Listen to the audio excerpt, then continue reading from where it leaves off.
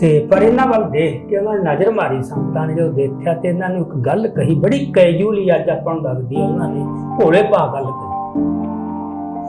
ਕਿਉਂਕਿ ਇਹ ਜਿਹੜੇ ਸਾਰੇ ਬੰਦੇ ਸੀਗੇ ਇਹਨਾਂ ਦੇ ਸਰੀਰ ਬੜੇ ਤਕੜੇ ਸੀ। ਸੋ ਸੰਤਾਂ ਨੇ ਇਹਨਾਂ ਦੀ ਸਿਹਤ ਦੇਖ ਕੇ ਇਹਨਾਂ ਨੂੰ ਮਤਲਬ ਸਿੱਧਾ ਇੱਕ ਸਰਸਰੀ ਜੀ ਗੱਲ ਕੀਤੀ, ਕਹਿੰਦਾ ਸਰੀਰ ਬੜੇ ਕਮਾਏ ਹੋਏ ਤੇ ਇਹ ਕਹਿੰਦੇ ਜੀ ਫਿਰ ਸਾਡਾ ਕੰਮ ਹੀ ਇਸ ਤਰ੍ਹਾਂ ਦਾ, ਕਹਿੰਦਾ ਇਹੀ ਕੰਮ ਕਰੋਗੇ ਤਾਂ ਪੰਥ ਵਾਸਤੇ ਵੀ ਕੁਛ ਕਰੋਗੇ। ਇਹ ਕਹਿੰਦੇ ਵੀ ਇਹ ਵੀ ਪੰਥ ਵਾਸਤੇ ਕਰ ਰਹੇ ਤੇ ਉਹ ਕਹਿੰਦਾ ਵੀ ਚਲੋ ਇਹ ਤਾਂ ਠੀਕ ਹੈ, ਇਮਾਰਤਾਂ ਬਣਾਈ ਜਾਂਦੇ ਹੋ ਤੇ ਜੇ ਇਮਾਰਤਾਂ ਦੀ ਰੱਖਿਆ ਕਰਨ ਦੀ ਲੋੜ ਪੈਗੀ ਉਹ ਕਹਿੰਦੇ ਹਾਜ਼ਰ ਹਾਂ ਅਸੀਂ। ਸੋ ਇਹਨਾਂ ਦੇ ਵਿੱਚ ਇੱਕ ਸੀਗਾ ਪਹਿਲਵਾਨ ਦਲਵੀਰ ਸਿੰਘ, ਉਹ 6 ਫੁੱਟ ਤੋਂ ਵੱਧ ਉੱਚਾ ਸੀ ਤੇ ਪਹਿਲਾਂ ਬਹੁਤ ਹੀ ਨਸ਼ੇ ਕਰਦਾ ਸੀ ਜਦੋਂ ਪਿੰਡ ਰਹਿੰਦਾ ਸੀ। ਫਿਰ ਉਹਦੇ 'ਚ ਇਹੋ ਜਿਹਾ ਪਰਿਵਰਤਨ ਆਇਆ, ਉਹ ਕਾਰਸੇ ਵਾਲੇ ਬਾਬੇ ਕੋਲ ਚਲਾ ਗਿਆ। ਉੱਥੇ ਜਾ ਕੇ ਉਹਦਾ ਜੀਵਨ ਇੰਨਾ ਬਦਲ ਗਿਆ ਵੀ ਉਹ ਕੱਪੜੇ ਵੀ ਇਹਨਾਂ ਨੇ ਦੱਸਦੇ ਨੇ ਵੀ ਜਿਹੜੀ ਗੰਢਿਆਂ ਵਾਲੀਆਂ ਬੋਰੀਆਂ ਹੁੰਦੀਆਂ ਉਹਦੇ ਕੱਪੜੇ ਸਮਾ ਕੇ ਪਾਉਂਦਾ ਹੁੰਦਾ ਸੀ। ਮਤਲਬ ਜੀਵਨ ਇੰਨਾ ਉਹਦੇ ਸਾਰਾ ਕੁਝ ਬਦਲ ਗਿਆ ਸੀ।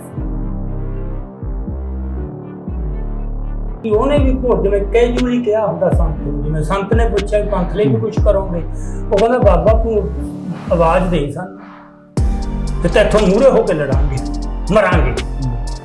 ਹੁਣ ਉਸ ਮੌਕੇ ਨਾ ਕੋਈ ਲੜਨ ਦੀ ਗੱਲ ਹੈ ਨਾ ਮਰਨ। ਫਿਰ ਸੰਤਾਂ ਨੇ ਮਤਲਬ ਉਹਨਾਂ ਵੱਲ ਦੇਖਿਆ, ਇਹਨਾਂ ਚੋਂ ਸ਼ਾਇਦ 1-2 ਬੰਦੇ ਹੋਣਗੇ ਜਿਨ੍ਹਾਂ ਨੇ ਅੰਮ੍ਰਿਤ ਪਾਨ ਕੀਤਾ ਹੋਇਆ, ਬਾਕੀ ਵੈਸੇ ਹੀ ਸੀ ਤੇ ਕੁਛ ਤਾਂ ਸਿਰੋਂ ਵੀ ਮੋੜਨੇ ਸੀ, ਪੱਗ ਬਣ ਲੈ ਸਾਫਾ ਬਲੇਟ ਲੈਂਦੇ। ਅੱਜ ਵੀ ਕਾਰ ਸੇਵਾ ਦੇ ਵਿੱਚ ਦੇਖਦੇ ਆਪਾਂ। ਹਾਂ, ਉਹ ਉਹਨਾਂ ਨੇ ਵੀ ਚਲੋ ਦਾੜੀ ਦੂਰ ਤੇ ਰੱਖ ਲੈਂਦੇ ਪਰ ਸਿਰ ਉਹਨਾਂ ਦੇ ਜਿਵੇਂ ਕੋਈ। ਤੇ ਉਹ ਸੰਤਾਂ ਨੇ ਦੇਖਿਆ ਤੇ ਕਹਿੰਦਾ ਵੀ ਅੰਮ੍ਰਿਤ ਵੀ ਛਕ ਲਓ ਫਿਰ।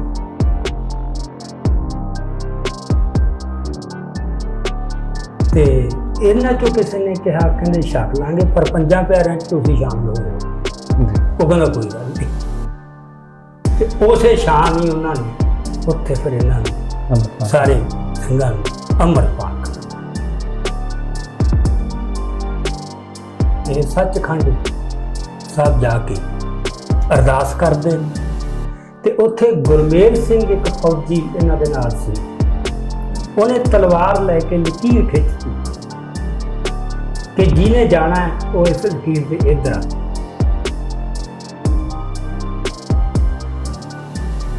ਉਹਨੇ ਜਿਹੜੀ ਲਕੀਰ ਖਿੱਚੀ ਕਿਤੇ ਮਨ ਚੋਂ ਘੁੰਮ ਰਹੀ ਆ ਬਾਬਾ ਦੀਪ ਸਿੰਘ, ਕਿਉਂਕਿ ਉਹਨਾਂ ਨੇ ਵੀ ਲਕੀਰ ਖਿੱਚੀ ਸੀ। ਪਰ ਇਤਿਹਾਸ ਤੁਹਾਡੇ ਕਿਵੇਂ ਆ ਕੇ ਪ੍ਰਗਟ ਹੁੰਦਾ ਬਾਰ-ਬਾਰ।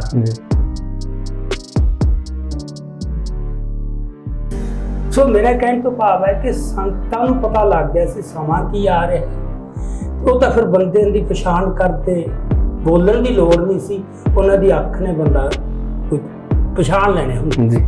ਸੋ ਇਹ ਵੀ ਹੁਣ ਜਿਹੜੇ ਸਿੰਘ ਨੇ ਇਹਨਾਂ ਨੂੰ ਕੋਈ ਜਾਣ ਨਹੀਂ, ਕੋਈ ਪਛਾਣ ਨਹੀਂ, ਕੰਮ ਕਰਦਿਆਂ ਨੂੰ ਦੇਖਿਆ ਤੇ ਲੱਗਿਆ ਵੀ ਇਹ ਤਾਂ ਇਹ ਬੰਦੇ ਆ ਜਿਹੜੇ ਪੰਥ ਲਈ ਮਰ ਮਿਟਣਗੇ।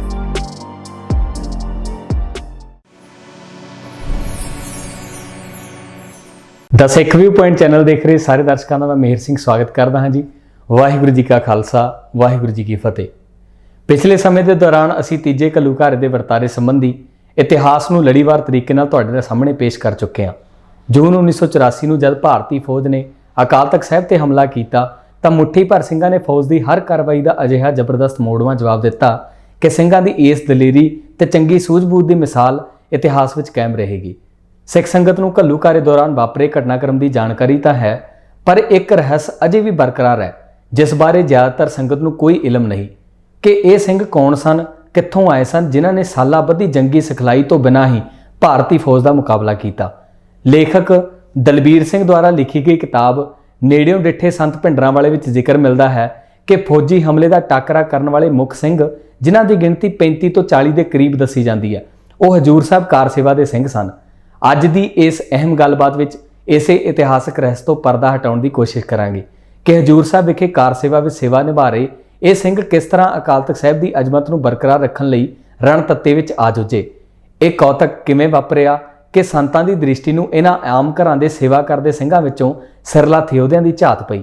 ਅੱਜ ਇਸ ਵਿਸ਼ੇ ਦੀ ਗੱਲਬਾਤ ਕਰਨ ਲਈ ਸਾਡੇ ਨਾਲ ਮੌਜੂਦ ਨੇ ਸਿੱਖ ਰਾਜਨੀਤਿਕ ਵਿਸ਼ਲੇਸ਼ਕ ਸਰਦਾਰ ਅਜਮੇਰ ਸਿੰਘ ਜੀ। ਸਵਾਗਤ ਕਰਦੇ ਹਾਂ ਜੀ। ਵਾਹਿਗੁਰੂ ਜੀ ਕਾ ਖਾਲਸਾ, ਵਾਹਿਗੁਰੂ ਜੀ ਕੀ ਫਤਿਹ।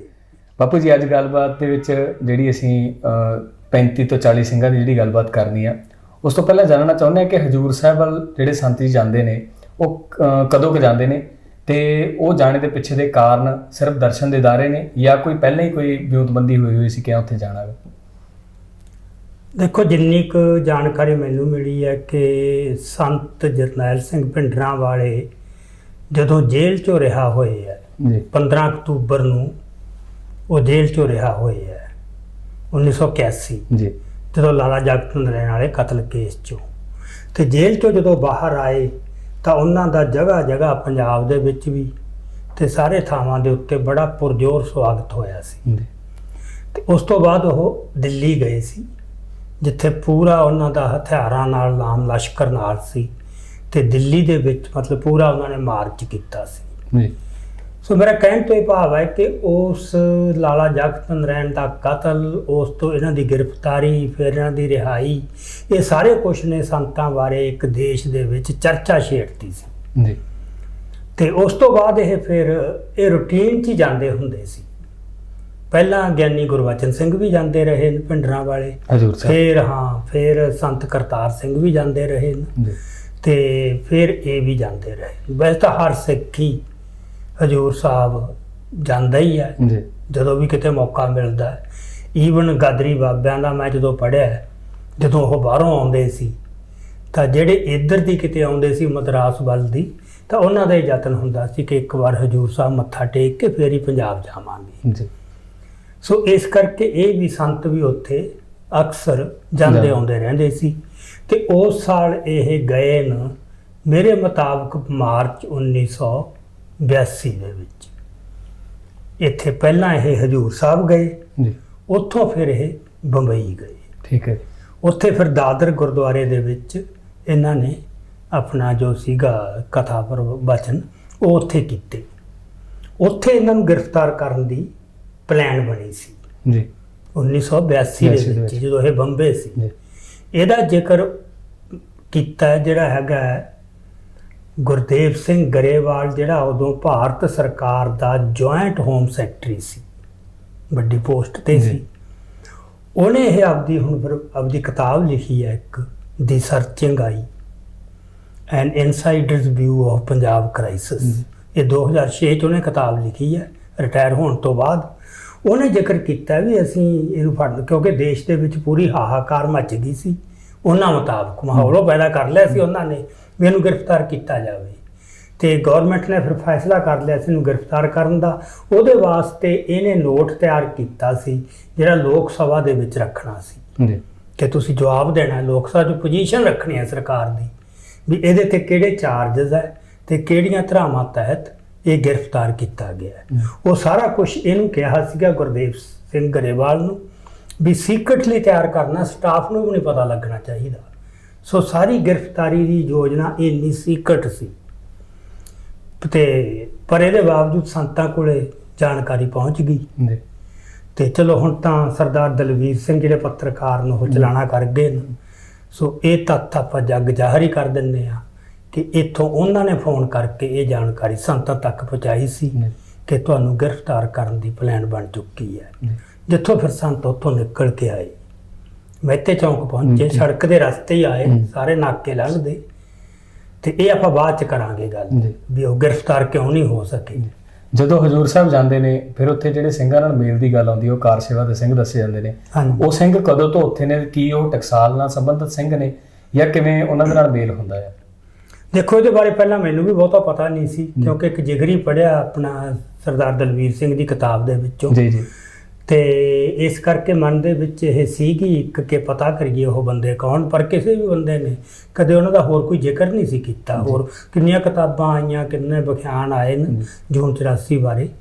ਤੇ ਉਹ ਫਿਰ ਮੈਨੂੰ ਫੋਨ ਆਇਆ, ਮਤਲਬ ਉਹਨਾਂ ਚੋਂ 3 ਸਿੰਘ ਅਜੇ 40 ਚੋਂ ਜਿਉਂਦੇ ਆ ਇਸ ਮੌਕੇ ਤੇ। ਉਹਨਾਂ ਚੋਂ ਇੱਕ ਸਿੰਘ ਸਰਦਾਰ ਭਗਵਾਨ ਸਿੰਘ, ਉਹ ਜਲੰਧਰ ਰਹਿੰਦੇ ਨੇ, ਉਹਨਾਂ ਦਾ ਮੈਨੂੰ ਫੋਨ ਆਇਆ ਕਿ ਮੈਂ ਤੁਹਾਨੂੰ ਮਿਲਣਾ ਚਾਹੁੰਦਾ ਤੇ ਇਹ ਸਾਰੀ ਜਾਣਕਾਰੀ ਤੁਹਾਡੇ ਨਾਲ ਸਾਂਝੀ ਕਰਨੀ ਚਾਹੁੰਦਾ।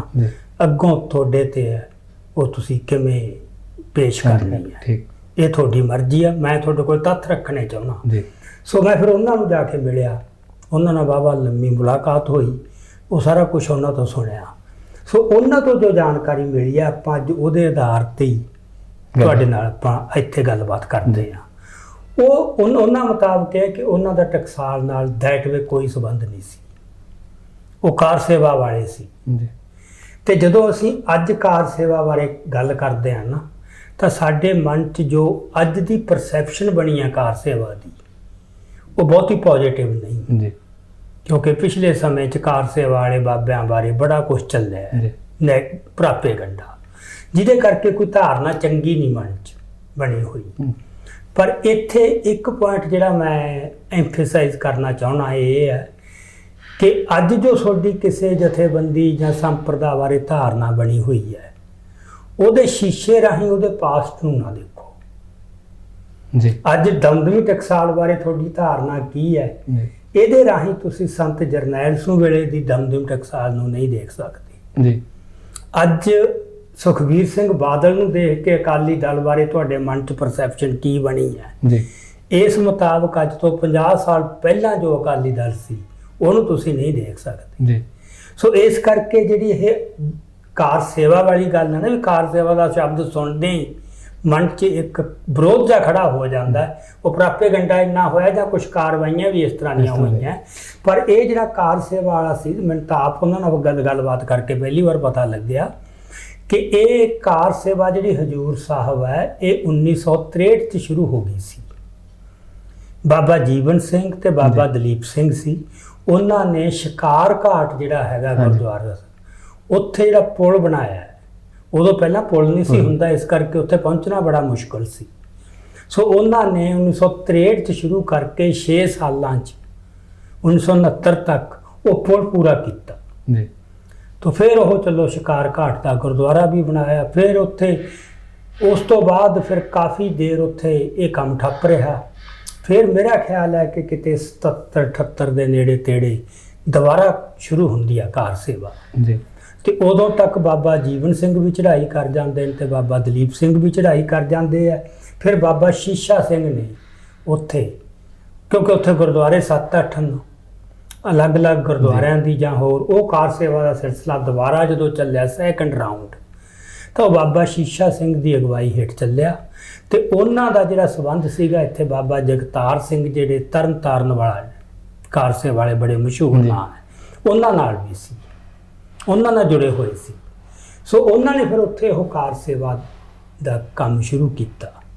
ਹੁਣ ਇਹ ਕਾਰ ਸੇਵਾ ਉਸ ਮੌਕੇ ਜਿਹੜਾ ਕਾਰ ਸੇਵਾ ਦਾ ਸੀਗਾ, ਇੱਕ ਤਾਂ ਇਹ ਸੀ ਕਿ ਉਹਨਾਂ ਦੇ ਕੋਲੇ ਆਰਜੀ ਕਾਰ ਸੇਵਕ ਹੁੰਦੇ ਸੀ। ਆਰਜੀ ਤੋਂ ਭਾਵ ਇਹ ਕਿ ਕੁਝ ਸਮੇਂ ਲਈ ਜਾਂਦੇ ਹੋ, ਉਹ ਉਹਨਾਂ ਕੁ ਸਮਾਂ ਲਾ ਕੇ ਮੁੜ ਕੇ ਆਪਦੇ ਪਰਿਵਾਰ 'ਚ ਫਿਰ ਆ ਕੇ ਸੈੱਟ ਹੋ ਜਾਂਦੇ ਹੋ। ਸੋ ਕੁਛ ਚਿਰ ਵਾਸਤੇ ਤੁਸੀਂ ਕਾਰ ਸੇਵਾ ਆਪਦਾ ਯੋਗਦਾਨ ਉਹ ਪਾਇਆ ਹੋਣੇ ਹੋ। ਤਾਂ ਇਹ ਭਗਵਾਨ ਸਿੰਘ ਦੇ ਦੱਸਣ ਮੁਤਾਬਕ ਉਹ ਜਿਹੜਾ ਸਮਾਂ ਸੀ, ਕਿਉਂਕਿ ਹਰ ਬਾਬੇ ਨੇ ਆਪਦਾ ਇੱਕ ਨਿਯਮ ਬਣਾ ਲਏ ਹੁੰਦੇ ਨੇ, ਉਹ ਸੀ 3 ਮਹੀਨੇ ਤੇ 5 ਦਿਨ ਆਉਣ ਜਾਣ ਦਾ ਖਰਚਾ ਦੇਣਾ, ਟਿਕਟ ਦੇਣੀ ਹੈ। 3 ਮਹੀਨੇ 5 ਦਿਨ ਬੰਦੇ ਨੇ ਬਿਲਕੁਲ ਉੱਥੇ ਹੀ ਰਹਿਣਾ, ਉੱਥੇ ਹੀ ਕੰਮ ਕਰਨਾ ਹੈ। ਉਹ ਸੇਵਾ ਪੂਰੀ ਕਰਕੇ ਮੁੜ ਕੇ ਫਿਰ ਉਹਨੇ ਆਪਣੇ ਘਰ ਆ ਜਾਣਾ ਤੇ ਆਪਦਾ ਜੋ ਉਹਦਾ ਰੋਜ਼ਾਨਾ ਹੈਗਾ ਉਸ ਤਰ੍ਹਾਂ ਦਾ ਨੋਰਮਲ, ਉਸ ਤਰ੍ਹਾਂ ਦਾ ਉਹ ਜੀਵਨ ਜਿਉਣਾ ਸ਼ੁਰੂ ਕਰ ਦਿੰਦਾ। ਸੋ ਇੱਕ ਤਾਂ ਉਹ ਸੀ, ਪਰ ਇੱਕ ਵਰਗ ਕਾਰ ਸੇਵਕਾਂ ਦਾ ਉਹ ਵੀ ਸੀ ਜਿਹੜੇ ਪੱਕੇ ਸੀਗੇ। ਇਹ ਨਹੀਂ ਵਕਤੀ ਤੌਰ ਤੇ ਗਏ ਤੇ ਫਿਰ ਮੁੜ ਆਏ, ਲੰਮੇ ਸਮੇਂ ਤੋਂ ਸੇਵਾ ਨਿਭਾ ਰਹੇ ਸੀ। ਹਾਂ, ਜਿਹੜੇ ਪੱਕੇ ਹੀ ਹੋ ਗਏ ਸੀ ਬਸ, ਉਹਨਾਂ ਨੂੰ ਕਹਿੰਦੇ ਸੀ ਨੇਮੀ ਸਿੰਘ ਜੀ। ਸੋ ਉਹਨਾਂ ਤੇ ਫਿਰ ਇਹ ਸ਼ਰਤ ਹੁੰਦੀ ਸੀ ਵੀ ਜਦੋਂ ਤੁਸੀਂ ਇੱਕ ਵਾਰ ਆ ਗਏ, ਉਸ ਤੋਂ ਬਾਅਦ ਪਰਿਵਾਰ ਨਾਲ ਕੋਈ ਸੰਬੰਧ ਨਹੀਂ ਚਾਹੀਦਾ, ਤੁਸੀਂ ਮੁੜ ਕੇ ਘਰੇ ਨਹੀਂ ਜਾਣਾ। ਭਾਵੇਂ ਮਾਂ ਮਰ ਜੇ, ਭਾਵੇਂ ਬਾਪ ਮਰ ਜੇ, ਭਾਵੇਂ ਭੈਣ ਭਰਾ ਮਰ ਜੇ, ਪਿੰਡ ਜਾ ਸਕਦੇ ਹੋ ਕਿਸੇ ਕੰਮ ਵਾਸਤੇ, ਪਰ ਉਹ ਘਰ ਨਹੀਂ ਜਾਣਾ। ਮੇਰਾ ਖਿਆਲ ਸ਼ਾਇਦ ਇਹਦੇ ਪਿੱਛੇ ਧਾਰਨਾ ਇਹ ਹੈ ਕਿ ਜਿਹੜੇ ਦੁਨਿਆਵੀ ਲਗਾਅ ਹੈ ਉਹਨਾਂ ਤੋਂ ਬੰਦੇ ਨੂੰ ਮੁਕਤ ਕਰਨਾ ਹੈ, ਵੀ ਨਹੀਂ ਉਹ ਖਿੱਚਣਗੇ। ਸੋ ਇਹ 2 ਵਰਗ, 2 ਕੈਟੇਗਰੀ ਸੀਗੀਆਂ ਕਾਰ ਸੇਵਕਾਂ ਦੀਆਂ, ਇੱਕ ਜਿਹੜੇ ਪੱਕੇ ਨੇਮੀ ਸਿੰਘ ਤੇ ਇੱਕ ਜਿਹੜੇ ਆਰਜੀ। ਸੋ ਇਹ ਫਿਰ ਜਿਹੜੇ ਆਪਾਂ ਜਥੇ ਦੀ ਗੱਲ ਕਰਦੇ ਹਾਂ, ਜਿਹੜੇ 40 ਸਿੰਘ ਆ ਕੇ ਇੱਥੇ ਲੜੇ ਦਰਬਾਰ ਸਾਹਿਬ ਜਿੱਤੇ, ਜਿਨ੍ਹਾਂ ਚੋਂ 35 ਸ਼ਹੀਦ ਹੋਏ। ਜੀ ਤੇ ਉਹ ਸੀਗੇ ਬਾਬਾ ਸ਼ੀਸਾ ਸਿੰਘ ਦੀ ਅਗਵਾਈ ਹੇਠ।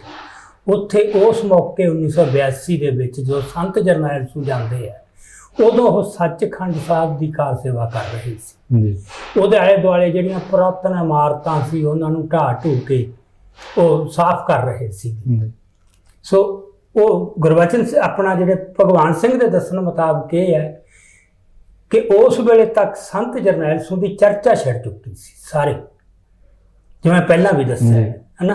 ਤੇ ਇਹ ਵੀ ਜਿਹੜੇ ਸਿੰਘ ਸੀਗੇ ਇਹ ਮਿਲੇ ਤਾਂ ਭਾਵੇਂ ਇਹਨਾਂ ਚੋਂ ਇਹ ਸਰਦਾਰ ਭਗਵਾਨ ਸਿੰਘ ਤਾਂ ਇੱਕ ਅੱਧੀ ਵਾਰ ਕਿਤੇ ਮਿਲ ਚੁੱਕੇ ਸੀ ਸੰਤਾਂ ਨੂੰ, ਵੈਸੇ ਕਿਸੇ ਹੋਰ ਰੂਟੀਨ 'ਚ ਜੀ ਤੇ ਪਰ ਬਾਕੀ ਸਿੰਘ ਨਹੀਂ ਸੀ ਕਦੇ ਮਿਲੇ। ਪਰ ਇਹਨਾਂ ਦੀਆਂ ਕੈਸਟਾਂ ਉਦੋਂ ਸੁਣਨ ਲੱਗ ਗਏ ਸੀ ਲੋਕ।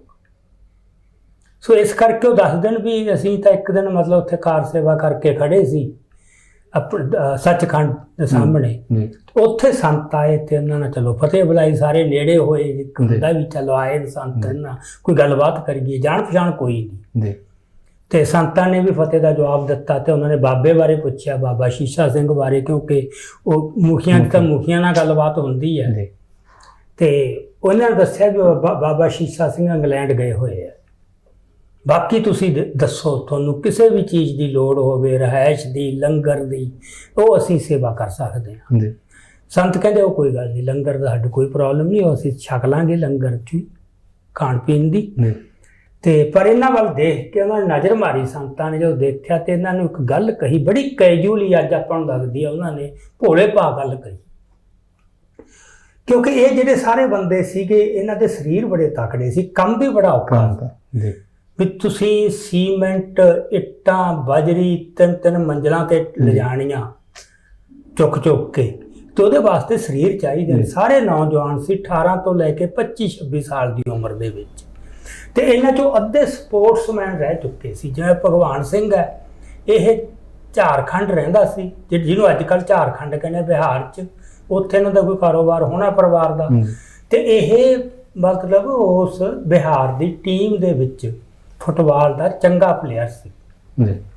ਤੇ ਇਸ ਤਰ੍ਹਾਂ ਹੀ ਮਤਲਬ ਹੋਰ ਬੰਦੇ ਜਿਹੜੇ ਹੋਰ ਸਿੰਘ ਸੀ ਇਦਾਂ ਹੀ ਵੀ ਪਿਛੋਕੜ ਉਹਨਾਂ ਦਾ ਕਿਸੇ ਦਾ ਪੰਜਾਬ ਦੇ ਨਾਲ ਸੀਗਾ ਜਾਂ ਵੱਖ-ਵੱਖ ਜਗ੍ਹਾ? ਸਾਰੇ ਪੰਜਾਬ ਤੋਂ ਜੀ, ਸਾਰੇ ਪੰਜਾਬ ਤੋਂ ਸੀ। ਇਹਦਾ ਵੀ ਪਿਛੋਕੜ ਭਗਵਾਨ ਸਿੰਘ ਦਾ ਬੈਠਵੇਂ ਪੰਜਾਬ ਤੋਂ ਹੀ ਹੈ, ਇਹ ਅੰਮ੍ਰਿਤਸਰ ਨੂੰ ਬਿਲੋਂਗ ਕਰਦਾ ਜੀ। ਉਹ ਪਰ ਜਿਵੇਂ ਹੁੰਦਾ ਕੋਈ ਕਾਰੋਬਾਰ ਪਰਿਵਾਰ ਚਲੇ ਜਾਂਦੇ ਨੇ ਕਿਤੇ ਜਾ ਕੇ ਕਾਰੋਬਾਰ, ਸਾਰੇ ਬੰਦੇ ਪੰਜਾਬ ਤੋਂ ਸੀ, ਕੋਈ ਗੈਰ ਪੰਜਾਬੀ ਨਹੀਂ ਸੀ ਉਹਨਾਂ 'ਚੋਂ। ਤੇ ਪਰ ਸੀਗੇ ਸਾਰੇ ਇੱਕ ਬਸ ਸਿਹਤ ਪੱਖੋਂ ਬਹੁਤ ਚੰਗੇ ਰਿਸ਼ਟ ਪੁਸ਼ਟ। ਸੋ ਸੰਤਾਂ ਨੇ ਇਹਨਾਂ ਦੀ ਸਿਹਤ ਦੇਖ ਕੇ ਇਹਨਾਂ ਨੂੰ ਮਤਲਬ ਸਿੱਧਾ ਇੱਕ ਸਰਸਰੀ ਜੀ ਗੱਲ ਕੀਤੀ, ਕਹਿੰਦਾ ਸਰੀਰ ਬੜੇ ਕਮਾਏ ਹੋਏ ਆ। ਤੇ ਇਹ ਕਹਿੰਦੇ ਜੀ ਫਿਰ ਸਾਡਾ ਕੰਮ ਹੀ ਇਸ ਤਰ੍ਹਾਂ ਦਾ, ਕਹਿੰਦਾ ਇਹੀ ਕੰਮ ਕਰੋਗੇ ਕਿ ਪੰਥ ਵਾਸਤੇ ਵੀ ਕੁਝ ਕਰੋਗੇ? ਇਹ ਕਹਿੰਦੇ ਵੀ ਇਹ ਵੀ ਪੰਥ ਵਾਸਤੇ ਕਰ ਰਹੇ ਹਾਂ ਅਸੀਂ। ਤੇ ਉਹ ਕਹਿੰਦਾ ਵੀ ਚਲੋ ਇਹ ਤਾਂ ਠੀਕ ਹੈ, ਇਮਾਰਤਾਂ ਬਣਾਈ ਜਾਂਦੇ ਹੋ, ਤੇ ਜੇ ਇਮਾਰਤਾਂ ਦੀ ਰੱਖਿਆ ਕਰਨ ਦੀ ਲੋੜ ਪੈਗੀ ਉਹ ਕਹਿੰਦੇ ਹਾਜ਼ਰ ਹਾਂ ਅਸੀਂ। ਸੋ ਇਹਨਾਂ ਦੇ ਵਿੱਚ ਇੱਕ ਸੀਗਾ ਭਲਵਾਨ ਦਲਵੀਰ ਸਿੰਘ, ਉਹ 6 ਫੁੱਟ ਤੋਂ ਵੱਧ ਉੱਚਾ ਸੀ ਤੇ ਪਹਿਲਾਂ ਬਹੁਤ ਹੀ ਨਸ਼ੇ ਕਰਦਾ ਸੀ ਜਦੋਂ ਪਿੰਡ ਰਹਿੰਦਾ ਸੀ ਕਿਤੇ। ਫਿਰ ਉਹਦੇ 'ਚ ਇਹੋ ਜਿਹਾ ਪਰਿਵਰਤਨ ਆਇਆ, ਉਹ ਕਾਰਸੇ ਵਾਲੇ ਬਾਬੇ ਕੋਲ ਚਲਾ ਗਿਆ। ਉੱਥੇ ਜਾ ਕੇ ਉਹਦਾ ਜੀਵਨ ਇੰਨਾ ਬਦਲ ਗਿਆ ਵੀ ਉਹ ਕੱਪੜੇ ਵੀ ਇਹਨਾਂ ਨੇ ਦੱਸਦੇ ਨੇ ਵੀ ਜਿਹੜੀ ਗੰਢਿਆਂ ਵਾਲੀਆਂ ਬੋਰੀਆਂ ਹੁੰਦੀਆਂ ਉਹਦੇ ਕੱਪੜੇ ਸਮਾ ਕੇ ਪਾਉਂਦਾ ਹੁੰਦਾ ਸੀ। ਮਤਲਬ ਜੀਵਨ ਇੰਨਾ ਉਹਦੇ ਸਾਰਾ ਕੁਝ ਬਦਲ ਗਿਆ ਸੀ। ਤੇ ਉਹਨੇ ਕਿਤੇ ਉਹਨੇ ਵੀ ਭੋਲ ਜਿਵੇਂ ਕੈਜੂਅਲੀ ਕਿਹਾ ਹੁੰਦਾ ਸੰਤ ਨੂੰ, ਜਿਵੇਂ ਸੰਤ ਨੇ ਪੁੱਛਿਆ ਪੰਥ ਲਈ ਵੀ ਕੁਝ ਕਰੋਗੇ? ਉਹ ਕਹਿੰਦਾ ਬਾਬਾ ਤੂੰ ਆਵਾਜ਼ ਦੇਈ ਸਾਨੂੰ ਤੇ ਤੈਥੋਂ ਮੂਹਰੇ ਹੋ ਕੇ ਲੜਾਂਗੇ, ਮਰਾਂਗੇ। ਹੁਣ ਉਸ ਮੌਕੇ ਨਾ ਕੋਈ ਲੜਨ ਦੀ ਗੱਲ ਹੈ ਨਾ ਮਰਨ ਦੀ। ਇਹ ਵੀ ਜ਼ਰੂਰੀ ਗੱਲ ਹੈ ਕਿ ਸੰਤ ਜੀ ਨੂੰ ਉੱਥੇ ਪਤਾ ਸੀਗਾ ਕਿ ਦਰਬਾਰ ਸਾਹਿਬ ਤੇ ਹਮਲੇ ਦੀ ਕੋਈ ਕਾਰਵਾਈ ਨਹੀਂ। ਆਪਾਂ ਬਾਅਦ 'ਚ ਗੱਲ ਕਰਦੇ ਹਾਂ, ਇਹ ਗੱਲਾਂ ਤਾਂ ਸਰਸਰੀ ਹੋਈਆਂ, ਕੈਜੂਅਲ ਜਿਹਨੂੰ ਆਪਾਂ ਕਹਿੰਦੇ ਹਾਂ, ਪਰ ਇਹਦੇ ਪਿੱਛੇ ਇੱਕ ਰਹੱਸ ਹੈ ਨਾ ਵੀ ਅਜੇ ਕੋਈ ਜੰਗ ਦੀ ਗੱਲ ਨਹੀਂ ਛਿੜ ਰਹੀ, ਵੀ ਇਹ ਦਲਵੀਰ ਸਿੰਘ ਦੇ ਮੂੰਹੋਂ ਵੀ ਭਲਵਾਨ ਦੇ ਨਿਕਲ ਰਹੀ ਆ ਗੱਲ ਵੀ ਤੂੰ ਜਦੋਂ ਕਹੇਗਾ ਦੇਖੀ ਸਹੀ ਤੈਥੋਂ ਮੂਹਰੇ ਹੋ ਕੇ ਮਰਾਂਗੇ। ਜਾਂ ਤਾਂ ਉਹ ਨਾ ਵੀ ਇੱਕ ਜੰਗ ਚੱਲ ਰਹੀ ਹੈ ਅਜੇ ਕੋਈ ਦਰਬਾਰ ਸਾਹਿਬ ਵੀ ਨਹੀਂ ਸੀ ਪਹੁੰਚੇ ਸੰਤ, ਕੋਈ ਇਹੋ ਜਿਹੀ ਅਜੇ ਗੱਲ ਨਹੀਂ ਸੀ ਹੋਈ। ਤੋ ਇਸ ਕਰਕੇ ਇਹ ਆਪਾਂ ਬਾਅਦ 'ਚ ਗੱਲ ਕਰਾਂਗੇ ਵੀ ਇਹਨਾਂ ਚੀਜ਼ਾਂ ਦੀ ਆਪਾਂ ਵਿਆਖਿਆ ਕਿਵੇਂ ਕਰਦੇ ਹਾਂ। ਜੀ ਜੀ, ਇਹ ਆਪਾਂ ਫਿਰ ਬਾਅਦ 'ਚ ਆਵਾਂਗੇ ਇਸ ਗੱਲ ਦੇ ਉੱਤੇ। ਚਲੋ ਇਹ ਗੱਲ ਹੋ ਗਈ ਤੇ ਇਹਨਾਂ ਨੇ ਫਿਰ ਸੰਤਾਂ ਨੇ ਮਤਲਬ ਇਹਨਾਂ ਵੱਲ ਦੇਖਿਆ, ਇਹਨਾਂ 'ਚੋਂ ਸ਼ਾਇਦ 1-2 ਬੰਦੇ ਹੋਣਗੇ ਜਿਨ੍ਹਾਂ ਨੇ ਅੰਮ੍ਰਿਤ ਪਾਨ ਕੀਤਾ ਹੋਇਆ, ਬਾਕੀ ਵੈਸੇ ਹੀ ਸੀਗੇ। ਤੇ ਕੁਛ ਤਾਂ ਸਿਰੋਂ ਵੀ ਮੋਨੇ ਸੀ, ਪੱਗ ਬਣ ਸਾਫਾ ਬਲੇਟ ਲੈਂਦੇ, ਅੱਜ ਵੀ ਕਾਰ ਸੇਵਾ ਦੇ ਵਿੱਚ ਦੇਖਦੇ ਆਪਾਂ। ਹਾਂ, ਉਹ ਉਹਨਾਂ ਨੇ ਵੀ ਚਲੋ ਦਾੜੀ ਦੂੜ ਤੇ ਰੱਖ ਲੈਂਦੇ, ਪਰ ਸਿਰ ਉਹਨਾਂ ਦੇ ਜਿਵੇਂ ਵੀ ਚਲੋ ਕੋਈ ਨਹੀਂ। ਤੇ ਉਹ ਸੰਤਾਂ ਨੇ ਦੇਖਿਆ ਤੇ ਕਹਿੰਦਾ ਵੀ ਅੰਮ੍ਰਿਤ ਵੀ ਛਕ ਲਓ ਫਿਰ, ਬਿਲਕੁਲ ਹੀ ਕੈਜੂਅਲੀ ਗੱਲ। ਤੇ ਇਹਨਾਂ ਚੋਂ ਕਿਸੇ ਨੇ ਕਿਹਾ, ਕਹਿੰਦੇ ਛਕ ਲਾਂਗੇ ਪਰ 5 ਪਿਆਰਿਆਂ 'ਚ ਤੁਸੀਂ ਸ਼ਾਮਲ ਹੋਏ ਹੋ ਜੀ। ਉਹ ਕਹਿੰਦਾ ਕੋਈ ਗੱਲ ਨਹੀਂ। ਤੇ ਉਸੇ ਸ਼ਾਮ ਹੀ ਉਹਨਾਂ ਨੇ ਉੱਥੇ ਫਿਰ ਇਹਨਾਂ ਨੂੰ ਅੰਮ੍ਰਿਤਪਾਨ ਸਾਰੇ ਸਿੰਘਾਂ ਨੂੰ ਅੰਮ੍ਰਿਤਪਾਨ ਕਰਾਤਾ। ਚਲੋ ਇਹ ਕੁਛ ਕਰਕੇ ਸੰਤ ਆਪਦਾ ਬੰਬੇ ਚਲੇ ਗਏ। ਜੀ। ਉਹ ਬੰਬੇ ਵਾਲੀ ਕਹਾਣੀ ਤੁਹਾਨੂੰ ਦੱਸੀ ਆ ਬਾਅਦ 'ਚ। ਤੇ ਇਹ ਫਿਰ ਆਪਦਾ ਉੱਥੇ ਫਿਰ ਕੰਮ 'ਚ ਲੱਗ ਗਏ। ਫਿਰ ਇਹਨਾਂ ਦਾ ਦੈਟ ਵੇ ਸੰਤ ਨਾਲ ਸਿੱਧਾ ਸੰਪਰਕ ਕੋਈ ਨਹੀਂ ਸੀ, ਪਰ ਦਲਬੀਰ ਸਿੰਘ ਹੁੰਦਾ ਸੀ ਸੰਤਾਂ ਕੋਲੇ, ਜਿਹੜਾ ਉਸ ਕਤਲ ਕੇਸ ਦੇ ਵਿੱਚ ਸੀ ਲਾਲਾ ਜਗਤ ਨੰਦ ਨਾਰਾਇਣ ਵਾਲੇ 'ਚ। ਉਹ ਅੰਡਰਗਰਾਉਂਡ ਹੋ ਗਿਆ ਸੀ। ਸਵਰਨ ਸਿੰਘ ਤੇ ਸੰਤਾਂ ਦਾ ਭਤੀਜਾ ਤੇ ਦਲਬੀਰ ਸਿੰਘ, ਇਹ ਦੋਵੇਂ ਅੰਡਰਗਰਾਉਂਡ ਹੋ ਗਏ ਸੀ, ਇਹਨਾਂ ਦਾ ਪਤਾ ਲੱਗ ਗਿਆ ਸੀ। ਸੋ ਇਹ ਦਲਬੀਰ ਸਿੰਘ ਅੰਡਰਗਰਾਉਂਡ ਬੰਦੇ ਬੱਬਰਾਂ ਵੇਲੇ ਤੋਂ ਹੀ ਪੁਰਾਣੇ, ਈਵਨ ਗਦਰੀ ਬਾਬਿਆਂ ਵੇਲੇ ਤੋਂ ਹੀ ਹਜੂਰ ਸਾਹਿਬ ਚਲੇ ਜਾਂਦੇ ਸੀ ਜੀ। ਉੱਥੇ ਕਿਸੇ ਨੂੰ ਪਤਾ ਨਹੀਂ ਸੀ ਹੁੰਦਾ, ਮਤਲਬ ਕੁਛ ਦਿਨ ਉੱਥੇ ਰਹਿ ਆਉਣਾ। ਸੋ ਦਲਬੀਰ ਸਿੰਘ ਵੀ ਉੱਥੇ ਜਾਂਦਾ ਹੁੰਦਾ ਸੀ ਤੇ ਇਹਨਾਂ ਦਾ ਦਲਬੀਰ ਸਿੰਘ ਨਾਲ ਉਹਨਾਂ ਸੰਪਰਕ ਸੀ ਵੀ ਇਹ ਕੋਈ ਜੁਝਾਰੂ ਸਿੰਘ ਹੈ ਸੰਤਾਂ ਦਾ। ਤੇ ਉਹ ਫਿਰ ਉੱਥੇ ਉਹਦੀ ਸੇਵਾ ਕਰਦੇ ਸੀ, ਆਓ ਭਗਤ ਕਰਦੇ ਸੀ। ਇੰਨੀ ਕੁ ਗੱਲ ਨਹੀਂ ਸੀ। ਸੋ ਇਹ ਕਹਿੰਦੇ ਵੀ ਇਸ ਤਾਂ ਫਿਰ ਉਸ ਤਰ੍ਹਾਂ ਆਪਦਾ ਚਲੋ ਕੰਮੀ ਲੱਗੇ ਹੋਏ ਸੀਗੇ। ਤੇ 1 ਦਸੰਬਰ 1983 ਦੇ ਵਿੱਚ, ਅਖੀਰ ਜੇ ਤੇ ਦਸੰਬਰ ਦੇ ਕਿਤੇ, ਤੇ ਰਾਤ ਨੂੰ 9 ਵਜੇ ਬੈਠੇ ਕੌਫੀ ਪੀ ਰਹੇ ਆ ਸਾਰੇ, ਦਲਬੀਰ ਸਿੰਘ ਦਾ ਮੈਸੇਜ ਆਉਂਦਾ ਹੈ, ਜਿਹੜਾ ਸੰਤਾਂ ਨਾਲ ਦਲਬੀਰ ਸਿੰਘ ਸੀ। ਇੱਕ ਦਲਬੀਰ ਸਿੰਘ ਭਲਵਾਨ ਇਹਨਾਂ ਨਾਲ ਵੀ ਸੀ, ਪਰ ਜਿਹੜਾ ਸੰਤਾਂ ਨਾਲ ਦਲਬੀਰ ਸਿੰਘ ਸੀਗਾ, ਉਸ ਦਾ ਇੱਥੋਂ ਅੰਮ੍ਰਿਤਸਰੋਂ ਫੋਨ ਜਾਂਦਾ ਮੈਸੇਜ ਬਈ ਹੁਣ ਇੱਥੇ ਲੋੜ ਹੈ, ਆ ਜਾਓ। ਤੇ ਇਹ ਜਦੋਂ ਇਹਨਾਂ ਨੂੰ ਅਚਾਨਕ ਮੈਸੇਜ ਆਇਆ ਤੇ ਇਹਨਾਂ ਨੇ ਕਿਹਾ ਵੀ ਹੁਣ ਕੀ ਕੀਤਾ ਜਾਵੇ।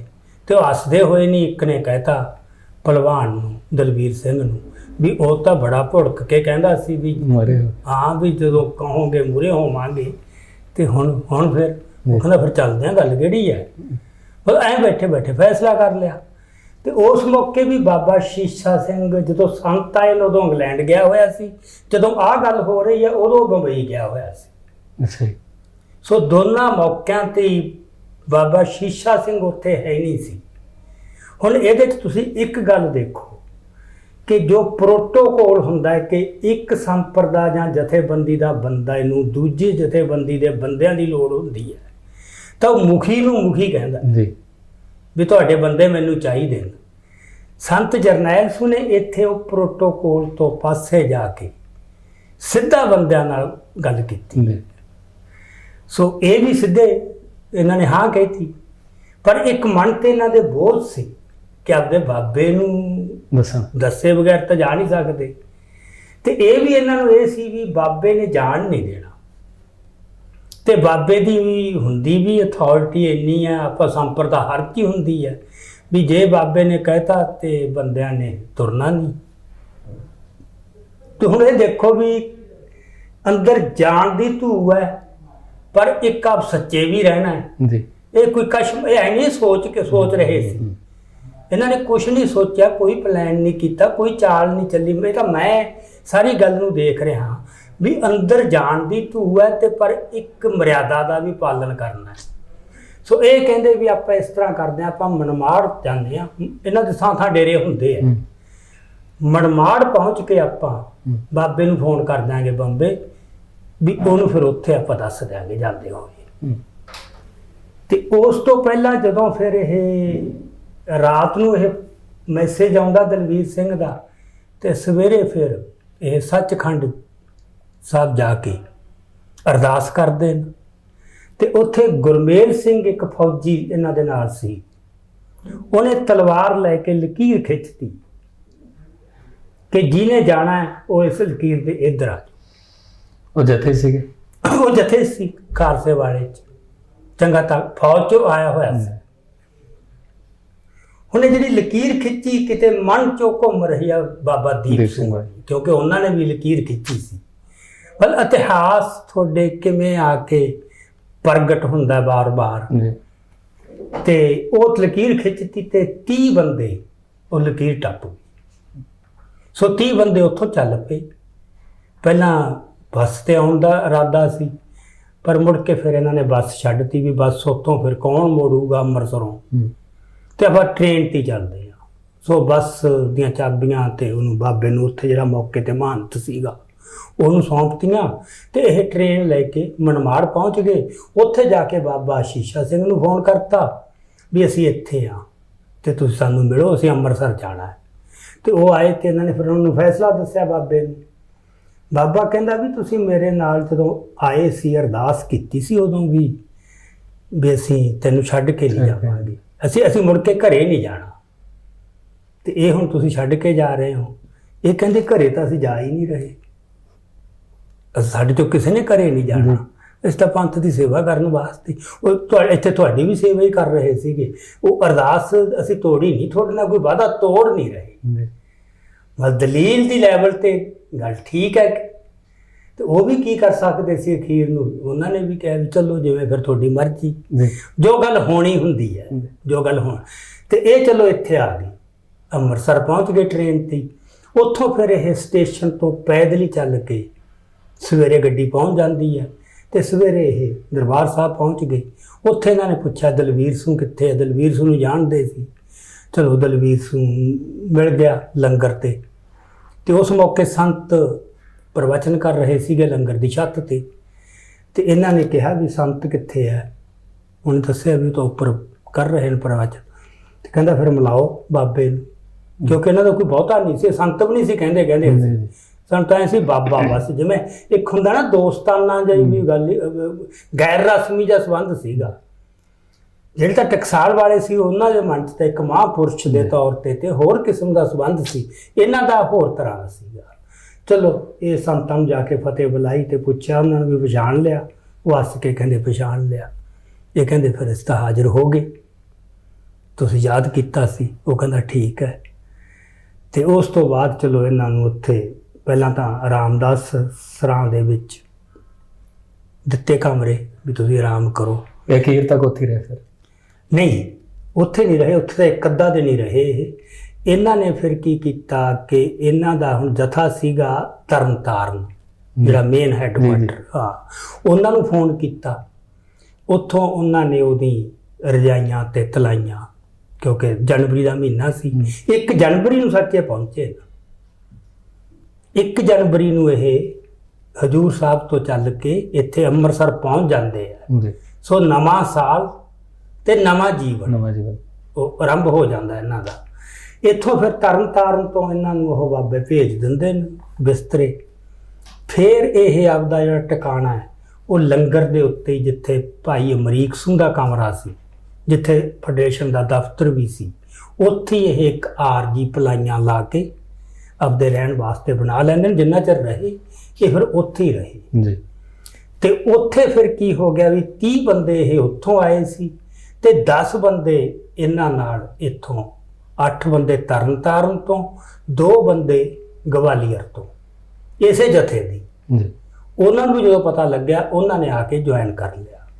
ਇਹ ਜਿਹੜੇ ਗਵਾਲੀਅਰ ਤੋਂ ਆਏ ਉਹਨਾਂ ਚੋਂ ਇੱਕ ਸੀਗਾ ਬਾਬਾ ਸ਼ੇਰ ਸਿੰਘ, ਉਹ ਵੀ ਅੱਜ ਜਿਉਂਦਾ। ਉਹ ਜੇਲ੍ਹ ਤੋਂ ਬਾਹਰ ਆ ਕੇ ਉਹ ਵੀ ਮਤਲਬ ਜਿਹੜੇ 5 ਬਚ ਰਹੇ, 35 ਸ਼ਹੀਦ ਹੋ ਗਏ, 5 ਬਚ ਰਹੇ। ਉਹਨਾਂ 5 ਚੋਂ ਬਾਬਾ ਸ਼ੇਰ ਸਿੰਘ ਵੀ ਇੱਕ ਸੀ। ਅੱਛਾ ਜੀ। ਤੇ ਉਹ ਫਿਰ ਜੇਲ੍ਹ 'ਚ ਰਹੇ ਜੋਧਪੁਰ। ਫਿਰ ਜੇਲ੍ਹ ਤੋਂ ਬਾਹਰ ਆ ਕੇ ਉਹਦਾ ਪਿੰਡ ਹੈ ਮਹਾਰਾਜ। ਉਸ ਤੋਂ ਬਾਅਦ ਉਹ ਬਸ ਸੇਵਾ 'ਚ ਜੁਟ ਗਏ। ਛੱਪੜ ਸਾਫ਼ ਕਰਾਉਣੇ, ਖੂਹ ਸਾਫ਼ ਕਰਾਉਣੇ, ਗੁਰਦੁਆਰੇ, ਪਰ ਜੋ ਵੀ ਪੰਥ ਦੀ ਲੋਕਾਂ ਦੀ ਸੇਵਾ ਹੈ। ਤੇ ਜਦੋਂ ਦਾ ਕਿਸਾਨ ਸੰਘਰਸ਼ ਸ਼ੁਰੂ ਹੋਇਆ ਉਹ ਟਿੱਕਰੀ ਬੈਠੇ ਆ, ਇੱਕ ਦਿਨ ਵੀ ਉੱਥੋਂ ਇੱਧਰ ਉੱਧਰ ਨਹੀਂ ਗਏ। ਉੱਥੇ ਲੰਗਰ ਦੀ ਸੇਵਾ ਚੱਲੀ ਜਾਂਦੀ ਹੈ। ਠੀਕ ਹੈ। ਕਿਤੇ ਉਹਨਾਂ ਨੇ ਆਉਣਾ ਨਹੀਂ ਮੂਹਰੇ, ਕਿਤੇ ਬੋਲਣਾ ਨਹੀਂ ਬਹੁਤਾ, ਬਸ ਉਸ ਲਗਨ 'ਚ। ਸੋ ਇੱਕੋ ਸ਼ੇਰ ਸਿੰਘ ਸੀ ਜਿਹੜੇ ਗਵਾਲੀਅਰ ਤੋਂ ਆਏ, ਇੱਕ ਸੀਗਾ ਉਹਦੇ ਨਾਲ ਜੋਗਿੰਦਰ ਸਿੰਘ। ਇਹ 2 ਸਿੰਘ ਉੱਥੋਂ ਆਏ ਸੀ। ਸੋ ਹਾਂ, ਸੋ ਫਿਰ ਕੀ ਹੋਇਆ, 30 ਇਹ ਸੀ, 10 ਹੋਰ ਹੋ ਗਏ, ਸੋ ਗਿਣਤੀ 40 ਹੋ ਗਈ। ਇਹ ਹੁਣ ਤੁਸੀਂ ਰਹੱਸ ਦੇਖੋ, ਇਹ ਗਿਣਤੀ 40 ਹੋਣੀ ਤੇ ਉਹ ਤਲਵਾਰ ਨਾਲ ਲਕੀਰ ਖਿੱਚਣੀ, ਖਿੱਚਣੀ। ਇਤਿਹਾਸ ਸਾਰਾ ਮੁੜ ਕੇ ਮਤਲਬ ਕਿਵੇਂ ਆਉਂਦਾ ਹੈ। ਤੇ ਚਲੋ ਇਹ ਹੋ ਗਏ। ਤੇ ਫਿਰ ਇਹਨਾਂ ਨੂੰ ਕੋਈ ਪਤਾ ਨਹੀਂ ਵੀ ਸਾਨੂੰ ਕਿਉਂ ਬੁਲਾਇਆ, ਇੱਥੇ ਅਸੀਂ ਕੀ ਕਰਨਾ ਹੈ। ਅੱਛਾ, ਇਹਨਾਂ ਨੂੰ ਕੋਈ ਪਤਾ ਨਹੀਂ ਵੀ ਇੱਥੇ ਸੰਤਾਂ ਦਾ ਅਕਾਲੀ ਦਲ ਨਾਲ ਕੋਈ ਵਿਰੋਧ ਵੀ ਹੈ ਜੀ, ਕਿਉਂਕਿ ਉਦੋਂ ਤਿੱਖਾ ਹੋ ਗਿਆ ਸੀ ਵਿਰੋਧ ਬਹੁਤ। ਇਹ ਮੈਂ ਬਾਅਦ ਚ ਦੱਸਦਾ। ਇਹ 1 ਜਨਵਰੀ 83 ਜਾਂ 84 ਦੀ ਗੱਲ ਹੈ ਮੇਰੇ ਖਿਆਲ ਨਾਲ। 1 ਜਨਵਰੀ 84 ਦੀ ਗੱਲ। ਹਾਂ, ਉਹ ਇਹਨਾਂ ਨੂੰ ਇਹ ਨਹੀਂ ਸੀ ਪਤਾ ਕੋਈ ਬੱਬਰਾਂ ਨਾਲ ਇਹਨਾਂ ਦਾ ਕੋਈ ਵਿਰੋਧ ਹੈ। ਹਾਲਾਂਕਿ ਉਹ ਦਿਨ, ਮੈਂ ਫਿਰ ਬਾਅਦ ਚ ਆਪਾਂ ਗੱਲ ਕਰਦੇ ਹਾਂ, ਉਹ ਦਿਨ ਕੀ ਸੀ, ਸੰਤਾਂ ਨੇ ਉਦੋਂ ਕਿਉਂ ਬੁਲਾਇਆ ਇਹਨਾਂ ਨੂੰ ਭਲਾ। ਇਹਦੇ ਪਿੱਛੇ ਵੀ ਕਾਰਨ ਹੈ। ਇਹਦੇ ਪਿੱਛੇ ਕਾਰਨ ਹੈ। ਉਹ ਵਾਲੇ ਦਿਨ ਤੇ ਸਾਨੂੰ ਸਮਝ ਨਹੀਂ ਆਊਗੀ ਐਡੀ ਕੀ ਗੱਲ ਹੋ ਗਈ ਸੀ ਵੀ ਹੁਣ ਤੁਸੀਂ ਆ ਜਾਓ। ਹੁਣ ਸੰਤ ਨੂੰ ਪਤਾ ਵੀ ਕਿਤੇ ਬੰਦੇ ਬੈਠੇ ਨੇ। ਇਹਦੇ 'ਚ ਇਹ ਹੈ ਕਿ ਸੰਤ, ਮੇਰਾ ਖਿਆਲ ਹੈ ਕਿ ਜਦੋਂ ਉਹ ਜੇਲ੍ਹ ਚੋਂ ਬਾਹਰ ਆ ਜਾਂਦੇ ਨੇ, ਉਹਨਾਂ ਨੂੰ ਇਹ ਕਲੀਅਰ ਹੋ ਗਿਆ ਸੀ ਕਿ ਲੜਾਈ ਕਿਸ ਕਿਸਮ ਦੀ ਲੜਨੀ ਪੈਣੀ ਹੈ। ਫਿਰ ਤਾਂ ਉਹ ਬਸ ਉਹ ਸਿੰਘਾਂ ਦੀ ਪਛਾਣ ਕਰਦੇ ਹੀ ਫਿਰਦੇ ਸੀ ਜਗ੍ਹਾ ਜਗ੍ਹਾ, ਕਿਉਂਕਿ ਨਛੱਤਰ ਸਿੰਘ ਰੋਡੇ ਉਹਨਾਂ ਦੇ ਪਿੰਡ ਦਾ ਹੀ ਸੀ ਜੀ। ਉਹ ਸਾਡੇ ਨਾਲ ਹੁੰਦਾ ਸੀ ਨਕਸਲੀ ਲਹਿਰ 'ਚ। ਤੇ ਉਹਨੂੰ ਇੱਕ ਦਿਨ ਬੁਲਾਇਆ ਉਹਨਾਂ ਨੇ, ਉੱਥੇ ਰੋਡੇ ਪਿੰਡ ਗਏ ਤੇ ਉੱਥੇ ਇਹਨਾਂ ਨੇ ਮਤਲਬ ਪ੍ਰਵਚਨ ਕੀਤਾ। ਤੇ ਉਹ ਦੀਵਾਨ ਦੇ ਵਿੱਚ ਹੀ ਬੰਦੇ ਨੂੰ ਸੁਨੇਹਾ ਭੇਜਿਆ ਵੀ ਜਾ ਕੇ ਨਛੱਤਰ ਨੂੰ ਬੁਲਾ ਕੇ ਲਿਆਓ। ਉਹ ਬੰਦੇ ਕਹਿੰਦੇ ਨਛੱਤਰ ਨਾਲ ਤੁਹਾਡਾ ਮਿਲਣ ਦਾ ਕੀ, ਉਹ ਤਾਂ ਆਪਣੇ ਕਿਸੇ ਵੀ ਕੰਮ ਦਾ ਨਹੀਂ। ਇਹ ਕਹਾ ਤੁਸੀਂ, ਮੈਨੂੰ ਪਤਾ ਵੀ ਤੁਸੀਂ ਬੁਲਾ ਲਿਆਓ। ਸੋ ਨਛੱਤਰ ਨੂੰ ਬੁਲਾਇਆ। ਨਛੱਤਰ ਨਾ ਜਾਵੇ ਵੀ ਮੈਂ ਉਹਦੇ ਨਾਲ ਕੀ ਲੈਣਾ, ਮਤਲਬ ਉਹ ਹੁਣ ਨਛੱਤਰ ਕਾਮਰੇਡ ਜੀ। ਤੇ ਚਲੋ ਇਹਨਾਂ ਨੇ ਬੁਲਾਇਆ ਤੇ ਇਹਨੂੰ ਪਾਸੇ ਲੈ ਗਏ ਖੇਤਾਂ 'ਚ। ਤੇ ਨਛੱਤਰ ਨੂੰ ਕਹਿੰਦੇ ਵੀ ਗੱਲ ਇਹ ਹੈ, ਕੌਮ ਤੇ ਦਿਨ ਬੜੇ ਮਾੜੇ ਆਉਣ ਵਾਲੇ ਆ। ਮਤਲਬ ਸੰਤ ਨੂੰ ਦਿਸ ਕੀ ਰਿਹਾ ਉਦੋਂ, 81 ਦੀ ਗੱਲ ਹੈ, 1981 ਦੀ, ਵੀ ਦਿਨ ਮਾੜੇ ਆਉਣ ਵਾਲੇ ਆ ਤੇ ਇਹਦੇ ਵਾਸਤੇ ਤੇਰੇ ਵਰਗੇ ਬੰਦਿਆਂ ਦੀ ਲੋੜ ਪੈਣੀ ਆ। ਤੇਰਾ ਇੱਕ ਤਜਰਬਾ ਹੈ, ਤੂੰ ਪਹਿਲਾਂ ਨਕਸਲੀ ਲਹਿਰ 'ਚ ਰਹਿ ਚੁੱਕਿਆ ਜੀ, ਤੇ ਤੇਰੀ ਸੇਵਾ ਦੀ ਲੋੜ ਹੈ। ਉਹ ਕਹਿੰਦਾ ਵੀ ਦੇਖੋ, ਮੈਂ ਤੁਹਾਡੇ ਜਥੇ 'ਚ ਨਹੀਂ ਆ ਸਕਦਾ, ਮੈਂ ਸ਼ਰਾਬ ਪੀਣਾ, ਮੈਂ ਸ਼ਰਾਬ ਨਹੀਂ ਛੱਡ ਸਕਦਾ, ਮੈਂ ਦਾੜੀ ਕੱਟਦਾ, ਮੈਂ ਦਾੜੀ ਨਹੀਂ ਰੱਖ ਸਕਦਾ, ਮੈਥੋਂ ਇਹ ਮਰਿਆਦਾ ਦਾ ਪਾਲਣ ਨਹੀਂ ਹੋਣਾ। ਇਹ ਕਹਿੰਦੇ ਕੋਈ ਗੱਲ ਨਹੀਂ, ਅਸੀਂ ਤੈਨੂੰ ਜਥੇ 'ਚ ਨਹੀਂ ਸ਼ਾਮਲ ਕਰਨਾ, ਤੇ ਇੱਥੋਂ ਕੰਮ ਲੈਣਾ ਹੈ। ਸੋ ਕੰਮ ਸੀਗਾ ਵੀ ਤੇਰਾ ਤਜਰਬਾ ਹੈਗਾ ਇੱਕ, ਸਾਨੂੰ ਹਥਿਆਰ ਚਾਹੀਦੇ। ਮਤਲਬ ਉਦੋਂ ਸੰਤਾਂ ਕੋਲ ਕੁਛ ਵੀ ਨਹੀਂ ਸੀ। ਸੋ ਨਛੱਤਰ ਨੇ ਹਨੂਮਾਨਗੜ੍ਹ ਜਾ ਕੇ ਦੇਸੀ 12 ਬੋਰ ਪਿਸਤੌਲ ਉਹ ਇਹਨਾਂ ਨੂੰ ਕੁਛ ਲਿਆ ਕੇ ਦਿੱਤੇ। ਮਤਲਬ ਤੁਸੀਂ ਸ਼ੁਰੂ ਕਿੱਥੋਂ ਹੋਈ ਗੱਲ, ਕਿੱਡੀ ਵੱਡੀ ਸਟੇਟ ਨਾਲ ਜੰਗ ਲੜਨੀ ਹੈ ਤੇ ਤੁਹਾਡੇ ਅਜੇ ਤੁਸੀਂ 12 ਬੋਰ ਦੇ ਪਿਸਤੌਲ ਖਰੀਦਣ ਤੋਂ ਗੱਲ ਸ਼ੁਰੂ ਹੋ ਰਹੀ ਹੈ। ਸੋ ਮੇਰਾ ਕਹਿਣ ਤੋਂ ਭਾਵ ਹੈ ਕਿ ਸੰਤਾਂ ਨੂੰ ਪਤਾ ਲੱਗ ਗਿਆ ਸੀ ਸਮਾਂ ਕੀ ਆ ਰਿਹਾ ਹੈ, ਤੇ ਉਹ ਤਾਂ ਫਿਰ ਬੰਦੇ ਦੀ ਪਛਾਣ ਕਰਦੇ, ਬੋਲਣ ਦੀ ਲੋੜ ਨਹੀਂ ਸੀ, ਉਹਨਾਂ ਦੀ ਅੱਖ ਨੇ ਬੰਦਾ ਕੋਈ ਪਛਾਣ ਲੈਣੇ ਹੁੰਦੇ ਜੀ। ਸੋ ਇਹ ਵੀ ਹੁਣ ਜਿਹੜੇ ਸਿੰਘ ਨੇ, ਇਹਨਾਂ ਨੇ ਕੋਈ ਜਾਣ ਨਹੀਂ, ਕੋਈ ਪਛਾਣ ਨਹੀਂ। ਕੰਮ ਕਰਦਿਆਂ ਨੂੰ ਦੇਖਿਆ ਤੇ ਇਹਨੂੰ ਲੱਗਿਆ ਵੀ ਇਹ ਤਾਂ ਇਹ ਬੰਦੇ ਆ ਜਿਹੜੇ ਪੰਥ ਲਈ ਮਰ ਮਿਟਣਗੇ। ਦੇਖ ਕੇ ਬਸ ਨਾਲੇ ਉਹ ਦ੍ਰਿਸ਼ਟੀ ਨੇ ਦੇਖਿਆ ਕਿਵੇਂ ਜਿਹੜੇ ਸੇਵਾ ਕਰਦੇ ਨੇ ਉਹਨਾਂ ਦੇ ਵਿੱਚੋਂ ਕਿੱਡੀ ਵੱਡੀ ਫੋਰਸ ਆ ਜਿਹਦੇ ਨਾਲ ਟੱਕਰਾ ਹੋਣਾ ਅੱਗੇ ਜਾ ਕੇ। ਉਹਨਾਂ ਦਾ ਕੋਈ ਤਜਰਬਾ ਵੀ ਕੁਛ ਨਹੀਂ, ਵੀ ਉਹ ਤਾਂ ਤੁਸੀਂ ਉਂਝੀ ਜਾ ਕੇ ਉਹਨਾਂ ਨੂੰ ਤੁਸੀਂ ਸਵਾਲ ਪਾਤਾ ਤੇ ਉਹਨਾਂ ਦਾ ਜਵਾਬ ਵੀ ਦੇਖ। ਹਾਲਾਂਕਿ ਉਹਨਾਂ ਨੇ ਉਹ ਕੈਜੂਅਲ ਦਿੱਤਾ ਜਵਾਬ। ਹੁਣ ਇਹਦੇ 'ਚ ਜਿਹੜੀ ਵੱਡੀ ਗੱਲ ਹੈ ਨਾ, ਉਹ ਸਮਝਣ ਵਾਲੀ ਇਹ ਹੈ ਵੀ ਜਿਹੜੇ ਫੈਸਲੇ ਹੁੰਦੇ ਕੀ ਉਹ ਸਾਰੇ ਰੈਸ਼ਨਲ ਲੈਵਲ ਤੇ, ਤਰਕ ਦੇ ਲੈਵਲ ਤੇ ਹੁੰਦੇ ਆ ਕਿ ਕਿਤੋਂ ਹੋਰ ਹੁੰਦੇ। ਸੋ ਇੱਕ ਧਾਰਾ ਇਹ ਹੈ ਜਿਹਦੇ 'ਚ ਕਮਿਊਨਿਸਟ ਵੀ ਆ ਜਾਂਦੇ ਆ, ਜਿਹਦੇ 'ਚ ਮਿਸ਼ਨਰੀ ਵੀ ਆ ਜਾਂਦੇ ਨੇ, ਜਿਹਦੇ 'ਚ ਹਰ ਕਿਸਮ ਦਾ ਨਾਸਤਕ ਵੀ ਆ ਜਾਂਦਾ, ਜਿਹਦੇ 'ਚ ਜਿਹੜੇ ਮਾਡਰਨਿਸਟ, ਜਿਨ੍ਹਾਂ ਨੇ ਅਜੋਕੀ ਜਿਹੜੇ ਸਾਇੰਸ ਦੇ ਪੁਜਾਰੀ ਹੈ, ਉਹ ਵੀ ਸਾਰੇ ਆ ਜਾਂਦੇ ਆ। ਉਹਨਾਂ ਦਾ ਇਹ ਹੈ ਵੀ ਸਾਰੇ ਫੈਸਲੇ ਬੰਦੇ ਦੇ ਤਰਕ ਦੇ ਆਧਾਰ ਤੇ ਸੋਚ ਵਿਚਾਰ ਕੇ ਕਰਦਾ ਹੁੰਦਾ ਹੈ, ਵੱਡੇ ਫੈਸਲੇ। ਹੋਰ ਉਹਦਾ ਕੋਈ ਸੋਮਾ ਹੋਰ ਕੋਈ ਨਹੀਂ, ਬੰਦੇ ਦੀ ਬੁੱਧੀ ਨਹੀਂ ਜੋ ਫੈਸਲੇ ਕਰਨੇ ਨੇ, ਬੰਦੇ ਦੇ ਚਤਨ ਮਨ ਨੇ ਕਰਨੇ ਨੇ। ਹੁਣ ਇੱਥੇ ਜਿਹੜੇ ਫੈਸਲੇ ਹੋ ਰਹੇ ਨੇ, ਇਹਦੇ 'ਚ ਕਿਤੇ ਚਤਨ ਮਨ ਦਾ ਦਖਲ ਨਹੀਂ। ਮਤਲਬ ਸੰਤ ਨੂੰ ਪਤਾ ਹੈ ਵੀ ਇਹ ਬੰਦੇ ਕਿਹੋ ਜਿਹਾ ਕੰਮ ਦੇ ਸਕਦੇ ਨੇ। ਸੋ ਇਹਨਾਂ ਨਾਲ ਮੇਲ ਹੋਣਾ ਇਹ ਕੋਈ ਸਬੱਬੀ ਨਹੀਂ ਸੀ ਮੇਰੇ ਮੁਤਾਬਕ। ਸੰਤਾਂ ਦਾ ਹਜ਼ੂਰ ਸਾਹਿਬ ਜਾਣਾ ਡੈਟ ਵੇ ਭਾਵੇਂ ਜਾਂਦੇ ਸੀ ਰੂਟੀਨ 'ਚ, ਪਰ ਜਾ ਕੇ ਇਹਨਾਂ ਨਾਲ ਜਿਵੇਂ ਵਾਰਤਾਲਾਪ ਹੋਇਆ, ਜਿਵੇਂ ਮਿਲੇ, ਤੇ ਜਿਹਦਾ ਮਤਲਬ ਉਹਨਾਂ ਨੂੰ ਸੀ ਕਿ ਉੱਥੇ ਵੀ ਸਿੰਘ ਬੈਠੇ ਜੀ। ਉਹ ਸਾਰੇ ਉਹ ਤਾਂ ਤਿਆਰੀਆਂ ਕਰ ਰਹੇ ਸੀ ਵੀ ਜਿੱਥੇ ਜਿੱਥੇ ਵੀ ਸਿੰਘ ਬੈਠਾ ਉਹਨਾਂ ਨੂੰ ਜਾ ਕੇ ਮਿਲ ਗਏ ਤੇ ਉਹਨਾਂ ਨੂੰ। ਤੇ ਇਹਨਾਂ ਨੇ ਵੀ ਮਤਲਬ ਭਾਵੇਂ ਉਸ ਮੌਕੇ ਕੈਜੂਅਲ ਜਵਾਬ ਦਿੱਤੇ, ਪਰ ਉਹ ਜਵਾਬ ਇਹਨਾਂ ਦੇ ਥੋੜਾ ਸੀ, ਉਹ ਤਾਂ ਮਤਲਬ ਫੈਸਲੇ ਤਾਂ ਕਿਤੋਂ ਹੋ ਚੁੱਕੇ ਸੀਗੇ ਵੀ ਇਹਨਾਂ ਨੇ ਕੀ ਬਣਨਾ ਹੈ, ਇਹਨਾਂ ਦੇ ਕੀ ਅੰਤ ਹੋਣਾ ਹੈ। ਇਹ ਤਾਂ ਗੱਲਾਂ ਤੈਅ ਤਾਂ ਹੋ ਚੁੱਕੀਆਂ ਸੀਗੀਆਂ, ਬਾਕੀ ਤਾਂ ਬਹਾਨੇ ਬਣ ਰਹੇ ਸਾਰੇ। ਸੋ ਇਸ ਕਰਕੇ ਮਤਲਬ ਜਿਹੜੇ ਇਹ ਹੈਗੇ ਸਾਡੇ ਤਰਕਵਾਦੀ ਨਾ ਬੰਦੇ, ਵੀ ਹਰ ਚੀਜ਼ ਦੇ ਇੱਕ ਦੇਖਣਾ ਵੀ ਫੈਸਲੇ ਬੰਦੇ ਨਹੀਂ ਕਰਨੇ ਨਾ। ਤੇ ਇੱਕ ਜਿਹੜੀ ਆਪਣੇ ਧਰਮ ਦੇ ਵਿੱਚ ਗੱਲ ਆਉਂਦੀ ਹੈ, ਗੁਰਬਾਣੀ ਵਿੱਚ ਬਾਰ-ਬਾਰ ਆਉਂਦੀ ਹੈ ਵੀ ਉਹ ਤਾਂ ਧੁਰੋਂ ਲਿਖੇ ਹੁੰਦੇ ਨੇ ਲੇਖ, ਹੋਣਾ ਉਹੀ ਹੁੰਦਾ ਤੇ ਉਦੋਂ ਹੀ ਹੋਣਾ ਹੁੰਦਾ। ਜਿਵੇਂ ਸੰਤ ਨੇ ਬੰਬਈ ਗ੍ਰਿਫਤਾਰ ਨਹੀਂ ਹੋਣਾ ਸੀ, ਹੁਣ ਇਸ ਨੂੰ ਜਿਹੜੇ ਤਰਕਵਾਦੀ ਆ ਉਹ ਇਹ ਕਹਿਣਗੇ ਵੀ ਸਰਕਾਰ ਉਹਨੂੰ ਗ੍ਰਿਫਤਾਰ ਕਰਨਾ ਨਹੀਂ ਸੀ ਚਾਹੁੰਦੀ, ਸਰਕਾਰ ਉਹਨੂੰ ਖੜਾ ਕਰ ਰਹੀ ਸੀ ਅਕਾਲੀਆਂ ਦੇ ਮੁਕਾਬਲੇ। ਤਰਕਵਾਦੀ ਵਿਆਖਿਆ ਇਹ ਹੈ। ਪਰ ਇਹ ਹੈ ਵੀ ਸਰਕਾਰ ਤਾਂ ਫੈਸਲਾ ਕਰੀ ਬੈਠੀ ਹੈ, ਉਹਦਾ ਜੁਆਇੰਟ ਸੈਕਟਰੀ ਹਿੰਦੁਸਤਾਨ ਦਾ ਹੋਮ ਮਿਨਿਸਟਰੀ ਦਾ ਉਹ ਨੋਟ ਤਿਆਰ ਕਰੀ ਬੈਠਾ, ਸਾਰੀ ਤਿਆਰੀ ਹੈ। ਤੇ ਜਗ੍ਹਾ ਵੀ ਚੁਣ ਲਈ ਸੀ ਵੀ ਸੰਤਾਂ ਨੇ ਉੱਥੋਂ ਸ਼ਾਇਦ ਨਾਸਿਕ ਵੱਲ ਜਾਂ ਕਿਸੇ ਪਾਸੇ ਜਾਣਾ ਸੀ, ਵੀ ਜਦੋਂ ਇੱਥੋਂ ਨਿਕਲ ਜੂ ਦਾਦਰ ਚੋਂ ਫਲਾਨੀ ਪੁਲੀ ਆਉਣੀ ਹੈ ਇੱਕ, ਉੱਥੇ ਨਾਕਾ ਲਾ ਕੇ ਗ੍ਰਿਫਤਾਰ ਕਰਨਾ ਹੈ। ਸਾਰੀ ਚੀਜ਼ ਇੰਨੀ ਸੀ ਕਿ ਕਿਤੋਂ ਵੀ ਕੋਈ ਕਸਰ ਨਹੀਂ ਸੀ। ਤੇ ਉਹ ਗੁਰਦੇਵ ਸਿੰਘ ਗਰੇਵਾਲ ਕਹਿੰਦਾ ਵੀ ਜਦੋਂ ਸਾਨੂੰ ਪਤਾ ਲੱਗਿਆ ਵੀ ਸੰਤ ਤਾਂ ਇੱਥੋਂ ਨਿਕਲ ਕੇ ਸਾਡੇ ਤਾਂ ਹੋਸ਼ ਉੱਡ ਗਏ, ਵੀ ਲੀਕ ਕਿੱਥੋਂ ਹੋ ਗਈ ਗੱਲ, ਇਹ ਲੀਕ ਹੋਣੀ ਸੀ। ਸੋ ਇਹਦੇ 'ਚ ਇੰਪੋਰਟੈਂਟ ਗੱਲ ਇਹ ਹੈ ਵੀ ਉਹ ਬੰਦੇ ਜਿਹੜੇ ਨਾ ਦੂਜੇ, ਉਹ ਤਾਂ ਇਹਨੂੰ ਇਸ ਤਰ੍ਹਾਂ ਕਰਨਗੇ ਵੀ ਸੰਤ ਨੂੰ ਸਰਕਾਰ ਬਚਾ ਰਹੀ ਸੀ। ਐਕਚੁਅਲੀ ਸਰਕਾਰ ਨਹੀਂ ਸੀ, ਸਰਕਾਰ ਨੇ ਕਈ ਵਾਰ ਕੋਸ਼ਿਸ਼ ਕੀਤੀ, ਉਹਨੂੰ ਕੋਈ ਹੋਰ ਬਚਾ ਰਿਹਾ ਸੀ। ਸੋ ਉਹ ਸੰਤ ਨੇ ਫਿਰ ਬੰਦੇ ਕਹਿ ਦਿੰਦੇ ਨੇ ਵੀ ਜੇ ਉਹਨੂੰ ਕੋਈ ਹੋਰ ਬਚਾ ਰਿਹਾ ਸੀ ਫਿਰ ਉਦੋਂ ਕਿਉਂ ਸ਼ਹੀਦ ਹੋ ਗਿਆ, ਉਦੋਂ ਵੀ ਬਚਾ ਲੈਂਦਾ। ਨਹੀਂ, ਉਹ ਸ਼ਹਾਦਤ ਤੱਕ ਪਹੁੰਚਾਉਣਾ ਸੀ।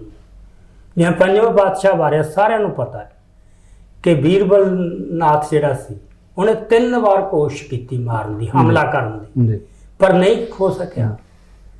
ਉਹ ਨਹੀਂ ਕਾਮਯਾਬ ਹੋਣਾ ਸੀ ਜਿੰਨਾ ਚਿਰ ਗੁਰੂ ਗ੍ਰੰਥ ਸਾਹਿਬ ਸੰਪੂਰਨ ਨਹੀਂ ਸੀ ਹੁੰਦਾ। ਉਦੋਂ ਪਹਿਲਾਂ ਪੰਜਵੇਂ ਪਾਤਸ਼ਾਹ ਦੀ ਬਾੜ ਵੀ ਵਿੰਗਾ ਨਹੀਂ ਸੀ ਹੋਣਾ। ਜਿੰਨੀਆਂ ਮਰਜ਼ੀ ਕੋਈ ਕੋਸ਼ਿਸ਼ਾਂ ਕਰਦਾ, ਉਹ ਸਾਰੀਆਂ ਕੋਸ਼ਿਸ਼ਾਂ ਫੇਲ ਹੋਣੀਆਂ ਸੀ। ਸੋ ਕਿਸੇ ਜਦੋਂ ਵੱਡਾ ਮਿਸ਼ਨ ਦਿੱਤਾ ਹੈ ਅਕਾਲ ਪੁਰਖ ਨੇ ਉਸ ਬੰਦੇ ਨੂੰ, ਜਿੰਨਾ ਚਿਰ ਉਹ ਆਪਦਾ ਮਿਸ਼ਨ ਪੂਰਾ ਨਹੀਂ ਕਰ ਲੈਂਦਾ ਉਹਨੂੰ ਦੁਨੀਆ ਦੀ ਕੋਈ ਤਾਕਤ ਨਹੀਂ ਮਾਰ ਸਕਦੀ। ਉੱਥੇ ਜਾ ਕੇ ਉਹਨੂੰ ਪਤਾ ਹੈ, ਉੱਥੇ ਜਾ ਕੇ ਉਹਨੇ ਆਪਦੀ ਸ਼ਹਾਦਤ ਦੇ ਦੇਣੀ ਹੈ। ਸੋ ਇਹ ਹੈਗੇ ਨੇ ਦੋ ਨਜ਼ਰੀਏ।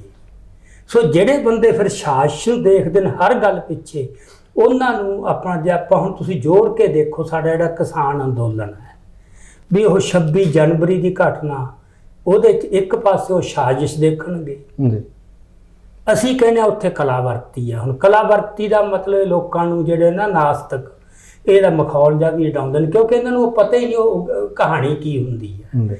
ਉਹਨਾਂ ਨੇ ਇੱਕ ਤਾਂ ਉੱਤੇ ਬ੍ਰਾਹਮਣਵਾਦ ਦਾ ਵੀ ਅਸਰ ਹੈ ਕਿਸੇ ਨਾ ਕਿਸੇ ਲੈਵਲ ਤੇ। ਉਹਨਾਂ ਨੂੰ ਇਹ ਹੈ ਵੀ ਕੋਈ ਉੱਪਰ ਬੈਠਾ ਹੈ, ਆਕਾਰ ਹੈ ਉਹਦਾ, ਮਨੁੱਖੀ ਜਾਮੇ 'ਚ ਬੈਠਾ ਹੈ, ਉਹ ਉੱਥੋਂ ਕੋਈ ਫੈਸਲੇ ਕਰਦਾ। ਇਸ ਤਰ੍ਹਾਂ ਦੀ ਕੋਈ ਗੱਲ ਨਹੀਂ। ਇੱਕ ਵੱਡੇ ਹੁਕਮ 'ਚ ਸ੍ਰਿਸ਼ਟੀ ਚੱਲ ਰਹੀ ਹੈ, ਉੱਥੋਂ ਫੈਸਲੇ ਹੁੰਦੇ ਨੇ, ਉੱਥੇ ਕੋਈ ਆਕਾਰ ਕੋਈ ਨਹੀਂ। ਵੀ ਸ੍ਰਿਸ਼ਟੀ ਦੇ ਕੁਛ ਨਿਯਮ ਆਪਦੇ ਵੀ ਆ, ਮਹਾਨਿਯਮ ਜਿਹਨੂੰ ਕਹਿੰਦੇ ਆ ਅਸੀਂ, ਜਾਂ ਹੁਕਮ, ਹਰ ਕੁਛ ਉਹਦੇ ਹੁਕਮ 'ਚ ਹੋਣਾ ਹੈ। ਸੋ ਇਸ ਕਰਕੇ 26 ਜਨਵਰੀ ਨੂੰ ਉੱਥੇ ਜੋ ਕੁਛ ਹੋਇਆ ਕਿਸੇ ਦੀ ਸਾਜ਼ਿਸ਼ ਨਹੀਂ। ਤੁਸੀਂ ਕਿਸੇ ਨੂੰ ਦੇਖ ਲਓ, ਕੋਈ ਕਿਸੇ ਨੂੰ ਪਹਿਲਾਂ ਕਹਿ ਕੇ ਲਗਿਆ ਹੋਵੇ ਵੀ ਆਪਾਂ ਉੱਥੇ ਆ ਕਰਨਾ, ਪਰ ਕੁਛ ਹੋਣਾ ਸੀ, ਉਹਦੇ ਵਾਸਤੇ ਹਾਲਤ ਬਣਨੀ ਸੀ। ਸੋ ਇਹ ਗੱਲ ਹੁੰਦੀ ਹੈ ਮਤਲਬ ਵੀ ਤੁਸੀਂ ਜਿਹੜੇ ਤਾਂ ਬੰਦੇ ਹੈਗੇ ਰੈਸ਼ਨਲਿਸਟ, ਤਰਕਵਾਦੀ, ਉਹਨਾਂ ਨੇ ਤਾਂ ਦੇਖਣਾ ਵੀ ਇਹਦੇ ਪਿੱਛੇ ਕੋਈ ਨਾ ਕੋਈ ਸਕੀਮ ਸੀ, ਕਿਸੇ ਦੀ ਗਿਣੀ ਮਿਥੀ ਉਹ ਚਾਲ ਸੀ। ਤੇ ਜਿਹੜੇ ਦੂਜੇ ਬੰਦੇ ਆ ਵੀ ਨਹੀਂ, ਇਹ ਤਾਂ ਬਾਕੀ ਤਾਂ ਬੰਦੇ ਤਾਂ ਉਹਦੇ ਸਾਧਨ ਬਣੇ ਨੇ, ਉਹ ਤਾਂ ਕੋਈ ਵੀ ਬਣ ਸਕਦਾ ਸੀਗਾ। ਸੋ ਇਹ ਗੱਲ ਸੀਗੀ ਕਿ ਸੰਤਾਂ ਨੇ ਇਹਨਾਂ ਬੰਦਿਆਂ ਦੀ ਕਿਤੇ ਇਹਨਾਂ ਦੀ ਪਛਾਣ ਕਰਨੀ। ਤੇ ਜਿਹਦਾ ਮਤਲਬ ਅੱਜ ਇਹ ਭਗਵਾਨ ਸਿੰਘ ਕਹਿ ਰਿਹਾ ਹੈ, ਕਹਿੰਦਾ ਵੀ ਸਾਨੂੰ ਸੰਤ ਕੋਈ ਖਾਸ ਨਹੀਂ ਸੀ ਲੱਗਦਾ ਜਿਵੇਂ ਹੁਣ ਬਾਕੀ ਬਾਬੇ ਹੁੰਦੇ ਨੇ, ਪਰ ਕਹਿੰਦਾ ਹੁਣ ਮੈਨੂੰ ਲੱਗਦਾ ਵੀ ਉਹਦੇ 'ਚ ਕੋਈ ਸ਼ਕਤੀ ਸੀ ਜੋ ਸਾਰਾ ਦੇਖਿਆ। ਹਾਂ, ਸੋ ਇਹਨਾਂ ਨੇ ਫਿਰ ਉਸ ਮੌਕੇ ਜਾ ਕੇ ਸੰਤਾਂ ਨੂੰ ਕਿਹਾ ਵੀ ਹੁਣ ਅਸੀਂ ਆ ਗਏ, ਦੱਸੋ ਹੁਣ ਸਾਡਾ ਕੰਮ ਕੀ ਹੈ। ਹੁਣ ਆਪਾਂ ਦੇਖਦੇ ਹਾਂ ਉਹ ਉਸ ਮੌਕੇ ਸੰਤਾਂ ਨੇ ਕਿਉਂ ਬੁਲਾਇਆ, ਹਾਲਾਤ ਕੀ ਬਣ ਗਏ ਸੀ। 1983 ਦੇ ਅੰਤ ਤੱਕ ਜਾ ਕੇ ਸੰਤਾਂ ਦੇ ਖਿਲਾਫ ਸਾਰੇ ਦੇਸ਼ 'ਚ ਜਿਹੜੀ ਇੱਕ ਹੁੰਦੀ ਹੈ ਨਾ ਮਾਹੌਲ ਨਫ਼ਰਤ ਦਾ, ਉਹ ਉਹਨਾਂ ਨੇ ਭੜਕਾਤਾ ਸੀ। ਅਖਬਾਰਾਂ ਰਾਹੀਂ ਹੋਰ ਤਰੀਕੇ ਦੇ ਵਿੱਚ ਚੱਲੇ। ਹਾਂ ਮਤਲਬ ਨਵੰਬਰ ਦੇ ਵਿੱਚ 1983 ਚ ਰਾਜਸਥਾਨ ਦੇ ਇੱਕ ਹਿੰਦੂ ਜਥੇਬੰਦੀ ਨੇ ਸਿੱਖਾਂ ਨੂੰ ਅਲਟੀਮੇਟਮ ਦਿੱਤਾ ਕਿ 5 ਦਸੰਬਰ ਤੱਕ ਸਾਰੇ ਸਿੱਖ ਰਾਜਸਥਾਨ ਛੱਡ ਕੇ ਨਿਕਲ ਜਾਣ ਜੀ, ਤੇ ਨਹੀਂ ਫਿਰ ਅਸੀਂ ਜਿਉਂਦਾ ਨਹੀਂ ਛੱਡਣਾ। Ultimatum open. ਇਹ ਤੇ ਸੰਤਾਂ ਨੇ ਤਿੱਖਾ ਪ੍ਰਤੀਕਰਮ ਕੀਤਾ। ਸੰਤ ਦੀ ਗੱਲ ਇਹੀ ਸੀ ਕਿ ਜੇ ਉਹ ਡਰਾਉਣ ਦੀ ਕੋਸ਼ਿਸ਼ ਕਰਦੇ ਆ ਤੁਹਾਨੂੰ ਘੱਟ ਗਿਣਤੀ ਦਾ ਭੈ ਦੇ ਕੇ, ਇਹ ਐਸੀ ਵੀ ਦਬਣਾ ਨਹੀਂ, ਡਰਨਾ ਨਹੀਂ। ਜਿੱਥੇ ਫਿਰ ਇਹਨਾਂ ਨੇ ਉਹ ਵੀ ਕਿਹਾ ਸੀ, ਜਦੋਂ ਉਹ ਕਹਿੰਦੇ ਸੀ ਵੀ ਤੁਹਾਡੀ ਗਿਣਤੀ ਲੂਣ ਬਰਾਬਰ ਆਟੇ 'ਚ, ਤੇ ਇਹਨੇ ਕਿਹਾ ਸੀ ਵੀ ਜੇ ਲੂਣ ਜ਼ਿਆਦਾ ਹੋ ਜਾਏ ਆਟਾ ਖਾਣਾ ਔਖਾ ਹੋ ਜਾਂਦਾ ਫਿਰ। ਤੇ ਇਸ ਤਰ੍ਹਾਂ ਜਿੱਥੇ ਉਹ 35-35 ਕਿਹਾ ਸੀਗਾ, ਹੁਣ ਉਹਦਾ ਇੱਕ ਪ੍ਰਸੰਗ ਸੀਗਾ, ਕਿਉਂਕਿ ਉਦੋਂ ਇੰਦਰਾ ਗਾਂਧੀ ਨੇ ਇਹ ਬਿਆਨ ਦੇਤਾ ਸੀ ਕਿ ਇਹ ਸੋਚ ਲਓ ਤੁਸੀਂ ਜਿਹੜਾ ਪੰਜਾਬ ਤੋਂ ਬਾਹਰ ਬੈਠਾ ਸਿੱਖ ਹੈ ਉਹ ਫਿਰ ਉਹਦੀ ਜਾਨ ਸੁਰੱਖਿਅਤ ਨਹੀਂ। ਇਹ ਹੁਣ ਧਮਕੀ ਸੀ ਸਿੱਖਾਂ ਨੂੰ। ਉਹ ਧਮਕੀ ਦਾ ਜਵਾਬ ਇਹਨਾਂ ਨੇ ਦਿੱਤਾ ਸੀ ਕਿ ਜੇ ਇਹ ਗੱਲ ਹੈ ਕੋਈ ਗੱਲ ਨਹੀਂ। ਇੱਕ ਡਾਇਲੋਗ ਦੀ ਜੰਗ ਵੀ ਚੱਲ ਰਹੀ ਸੀ, ਉਹ ਤਾਂ ਚੱਲਦੀ ਹੁੰਦੀ ਆ ਹਮੇਸ਼ਾ ਹੀ। ਸਾਈਕੋਲੋਜੀਕਲ ਵਾਰਫੇਅਰ ਵੀ ਚੱਲਦਾ ਹੁੰਦਾ ਨਾ, ਵੀ ਤੁਸੀਂ ਅਗਲਿਆਂ ਨੂੰ ਡਰਾਉਣਾ ਹੈ। ਉਹ ਗਾਂ ਡਰਦਾ ਕਿ ਨਹੀਂ ਡਰਦਾ, ਇਹ ਤਾਂ ਫਿਰ ਬੰਦੇ ਤੇ ਹੈ। 26 ਜਨਵਰੀ ਨੂੰ ਅਸੀਂ ਦੇਖਿਆ ਬੰਦੇ ਕਿੰਨਾ ਡਰੇ ਨੇ ਵੀ ਇਹ ਤਾਂ ਮਰਵਾਤੇ ਸੀ, ਇਹ ਤਾਂ ਕਿਤੇ ਪ੍ਰਮਾਤਮਾ ਨੇ ਰੱਖ ਲਏ, ਇਹਨਾਂ ਨੇ ਤਾਂ ਮਰਵਾਉਣ ਦੀ ਕੋਈ ਕਾਸਰ ਨਹੀਂ ਛੱਡੀ। ਬਾਅਦ 'ਚ ਇਹ ਵੀ ਗੱਲ ਹੈ ਕਿ ਜੇ ਆਗੂ ਉਸ ਦਿਨ ਸਟੈਂਡ ਲੈ ਜਾਂਦੇ ਫਿਰ ਗੱਲ ਹੋਰ ਹੁੰਦੀ, ਫਿਰ ਗੱਲ ਹੀ ਹੋਰ ਹੋ ਜਾਣੀ ਸੀ। ਮਤਲਬ ਗੱਲ ਤਾਂ ਉਹ ਬਿਲਕੁਲ ਹੀ ਸਾਰਾ ਪਾਸਾ ਵੀ ਪਲਟ ਸਕਦਾ ਸੀ, ਪਰ ਉਹ ਆਗੂ ਵਿਚਾਰੇ ਇੰਨੇ ਜੋਗੇ ਕਿੱਥੇ ਸੀਗੇ ਇਹਨਾਂ ਦਾ। ਚਲੋ ਆਪਾਂ ਉਹ ਕਹਾਣੀ ਦੇ ਨਾ ਚੋਈਏ ਇੱਥੇ। ਸੋ ਇਹ ਸੀ ਕਿ ਉਹ ਜਿਹੜੇ ਦਿਨ ਸੀ ਨਾ, ਉਸ ਮੌਕੇ ਸੰਤਾਂ ਦੇ ਖਿਲਾਫ ਇੱਕ ਤਾਂ ਸਰਕਾਰ ਨੇ, ਕਿਉਂਕਿ ਜਦੋਂ ਰਾਜਸਥਾਨ ਵਾਲਾ ਬਿਆਨ ਆਇਆ, ਸੰਤਾਂ ਦਾ ਤਿੱਖਾ ਬਿਆਨ ਆਇਆ, ਫਿਰ ਰਾਜ ਸਭਾ 'ਚ ਚੀਕ ਚਿਹਾੜਾ ਪੈ ਗਿਆ ਸੀ ਬਹੁਤ। ਤੇ ਉੱਥੇ ਬਲਰਾਮ ਜਾਖੜ ਜਿਹੜਾ ਪੰਜਾਬ ਦਾ, ਸੁਨੀਲ ਜਾਖੜ ਦਾ ਬਾਪ ਸੀ, ਕਾਂਗਰਸ ਦਾ ਹੀ ਲੀਡਰ ਹੈ, ਤੇ ਸਰਕਾਰ ਤੋਂ ਮੰਗ ਕਰ ਰਿਹਾ ਕਿ ਹੁਣ ਨਾ ਢਿੱਲ ਵਰਤੋ, ਉਹਨਾਂ ਨੂੰ ਗ੍ਰਿਫਤਾਰ ਕਰੋ, ਵੀ ਹੁਣ ਨਾ ਉਹਨੂੰ ਰਹਿਣ ਦਿਓ। ਮਤਲਬ ਉਹ ਰਾਜ ਸਭਾ 'ਚ ਮੰਗ ਕਰ ਰਿਹਾ ਹੈ ਵੀ ਇਹਨੂੰ ਗ੍ਰਿਫਤਾਰ ਕਰੋ। ਉਹਦੇ ਜਵਾਬ 'ਚ ਜਿਹੜਾ PC ਸੇਠੀ ਹੈ, ਜਿਹੜਾ ਹੋਮ ਮਿਨਿਸਟਰ ਸੀ ਉਦੋਂ, ਗ੍ਰਹਿ ਮੰਤਰੀ, ਉਹ ਕਹਿੰਦਾ ਵੀ ਅਸੀਂ ਦੱਸ ਨਹੀਂ ਸਕਦੇ ਸਰਕਾਰ ਨੇ ਕੀ ਕਰਨਾ ਹੈ, ਸਾਡੀ ਤਿਆਰੀ ਹੈ ਪਰ ਅਸੀਂ ਦੱਸ ਨਹੀਂ ਸਕਦੇ। ਔਨ ਰਿਕਾਰਡ ਕਹੀ ਗੱਲ ਹੈ। ਹਾਂ, ਉਹਨੇ ਔਨ ਰਿਕਾਰਡ ਕਹੀ ਹੈ, ਜਿਹਦਾ ਮਤਲਬ ਸਰਕਾਰ ਉਦੋਂ ਇਹ ਚੱਲ ਰਹੀ ਸੀ ਵੀ ਕੀ। ਅੱਛਾ, ਇਹ ਗੱਲ ਹੁਣ ਤੁਸੀਂ ਦੇਖੋ ਦਸੰਬਰ ਦੇ ਵਿੱਚ ਹੁੰਦੀ ਹੈ। ਉਧਰ ਇੰਦਰਾ ਗਾਂਧੀ ਤੇ ਉਹਦੇ ਨਿਕਟ ਸਹਿਯੋਗੀ ਇਹ ਨਿਰਣੇ ਤੇ ਪਹੁੰਚ ਗਏ ਸੀ ਕਿ ਹੁਣ ਪ੍ਰੈਸ਼ਰ ਬਹੁਤ ਪੈ ਗਿਆ ਸਾਡੇ ਤੇ ਦੇਸ਼ 'ਚ, ਉਹ ਮਾਹੌਲ ਬਣਾ ਲਿਆ। ਤੇ ਹੁਣ ਜੇ ਆਪਾਂ ਦਰਬਾਰ ਸਾਹਿਬ ਤੇ ਹਮਲਾ ਜੇ ਉਹਨੂੰ ਨਾ ਕੀਤਾ ਸੰਤ ਨੂੰ ਕੁਛ, ਤੇ ਫੇਰ ਕੰਮ ਖਰਾਬ ਹੋਊ। ਤੇ ਇਸ ਕਰਕੇ ਉਹਨੇ 15 ਜਨਵਰੀ 1984 ਨੂੰ ਵੈਦਿਆ ਨੂੰ, ਜਿਹੜਾ ਮੁਖੀ ਸੀ, ਉਹਨੂੰ ਇਹ ਕਨਵੇ ਕਰਤਾ ਸੈਨਾ ਦਿਵਸ ਤੇ, ਦੱਸਤਾ ਵੀ ਦਰਬਾਰ ਸਾਹਿਬ ਤੇ ਹਮਲਾ ਕਰਨਾ ਤੇ ਤੂੰ ਤਿਆਰੀਆਂ ਕਰ ਲਾ ਆਪਦੀਆਂ। ਬਰਾੜ ਨੂੰ ਬਾਅਦ 'ਚ ਦੱਸਿਆ। ਬਰਾੜ ਨੂੰ ਤਾਂ ਫਿਰ ਬਾਅਦ 'ਚ ਦੱਸਣਾ ਸੀ ਨਾ, ਬਰਾੜ ਤਾਂ ਹੇਠਲਾ ਅਫਸਰ ਸੀ, ਉਹਨਾਂ ਤਾਂ ਉਹ ਉਦੋਂ ਕੱਲੇ ਵੈਦਿਆ ਨੂੰ ਦੱਸਿਆ। ਬੜਾ ਬਚ ਕੇ ਚੱਲ ਰਿਹਾ ਸੀ, ਕਹਿਣ ਤੋਂ ਬਾਅਦ ਨੈਚੁਰਲੀ ਐਡੀ ਵੱਡੀ ਗੱਲ ਸੀ, ਉਹਨਾਂ ਨੇ ਮਤਲਬ ਉਹ ਇਸ ਤਰ੍ਹਾਂ ਤਾਂ ਖਲਾਰਾ ਤਾਂ ਪਾਉਣਾ ਹੀ ਨਹੀਂ ਸੀ ਕਿਤੇ। ਸੋ ਇਹ ਇੱਕ ਤਿਆਰੀ ਉਹਨਾਂ ਦੀ ਉਸ ਲੈਵਲ ਦੇ ਉੱਤੇ ਹੋ ਰਹੀ ਸੀ। ਪਰ ਜਿਹੜੀ ਇੰਦਰਾ ਗਾਂਧੀ ਦੀ ਰਣਨੀਤੀ ਸੀ, ਇੱਥੇ ਉਹਨੂੰ ਸਮਝਣ ਦੀ ਲੋੜ ਹੈ। ਜਦੋਂ ਇਹ ਵੀ ਉਹਨੇ ਫੈਸਲਾ ਕਰ ਲਿਆ ਕਿ ਅਸੀਂ ਦਰਬਾਰ ਸਾਹਿਬ ਤੇ ਹਮਲਾ ਕਰਨਾ, ਫੌਜ ਬਾੜਨੀ ਹੈ, ਤਾਂ ਉਹਦਾ ਇਹ ਸੀ ਕਿ ਕੋਈ ਵਧੀਆ ਬਹਾਨਾ ਬਣੇ ਵੜਨ ਦਾ, ਤਾਂ ਕਿ ਵਿਰੋਧ ਨਾ ਹੋਵੇ, ਵੱਡੀ ਸਿੱਖਾਂ 'ਚੋਂ ਵਿਰੋਧ ਨਾ ਹੋਵੇ। ਉਹ ਬਹਾਨਾ ਸਭ ਤੋਂ ਵਧੀਆ ਇਹ ਸੀ ਕਿ ਇਹਨਾਂ ਦੇ ਅੰਦਰ ਖੂਨੀ ਜੰਗ ਕਲੈਸ਼ ਕਰਵਾ ਦਿਓ ਦਰਬਾਰ ਸਾਹਿਬ ਦੇ ਅੰਦਰ। ਤੇ ਇਹ ਉਹ ਦਿਨ ਸੀ ਜਦੋਂ ਸੰਤ ਲੌਂਗੋਵਾਲ ਦਾ ਕੈਂਪ ਤੇ ਸੰਤ ਭਿੰਡਰਾਂ ਵਾਲੇ ਦੋਹਾਂ 'ਚ ਰਿਸ਼ਤਾ ਬਹੁਤ ਹੀ ਤਣਾਅ ਵਾਲਾ ਬਣ ਗਿਆ। ਮਤਲਬ ਕਿਸੇ ਮਾੜੀ ਜਿਹੀ ਗੱਲ ਤੋਂ ਵੀ ਕਤਲਾਂ ਦੀ ਲੜੀ ਚੱਲ ਸਕਦੀ ਸੀ। ਉਸ ਮੌਕੇ ਦੋਵਾਂ ਸੰਤਾਂ ਵਿਚਕਾਰ ਫਤਿਹ ਦੀ ਸਾਂਝ ਖਤਮ ਹੋ ਗਈ ਸੀ, ਬਿਲਕੁਲ ਕੋਈ ਫਤਿਹ ਵੀ ਸਾਂਝੀ ਨਹੀਂ ਸੀ।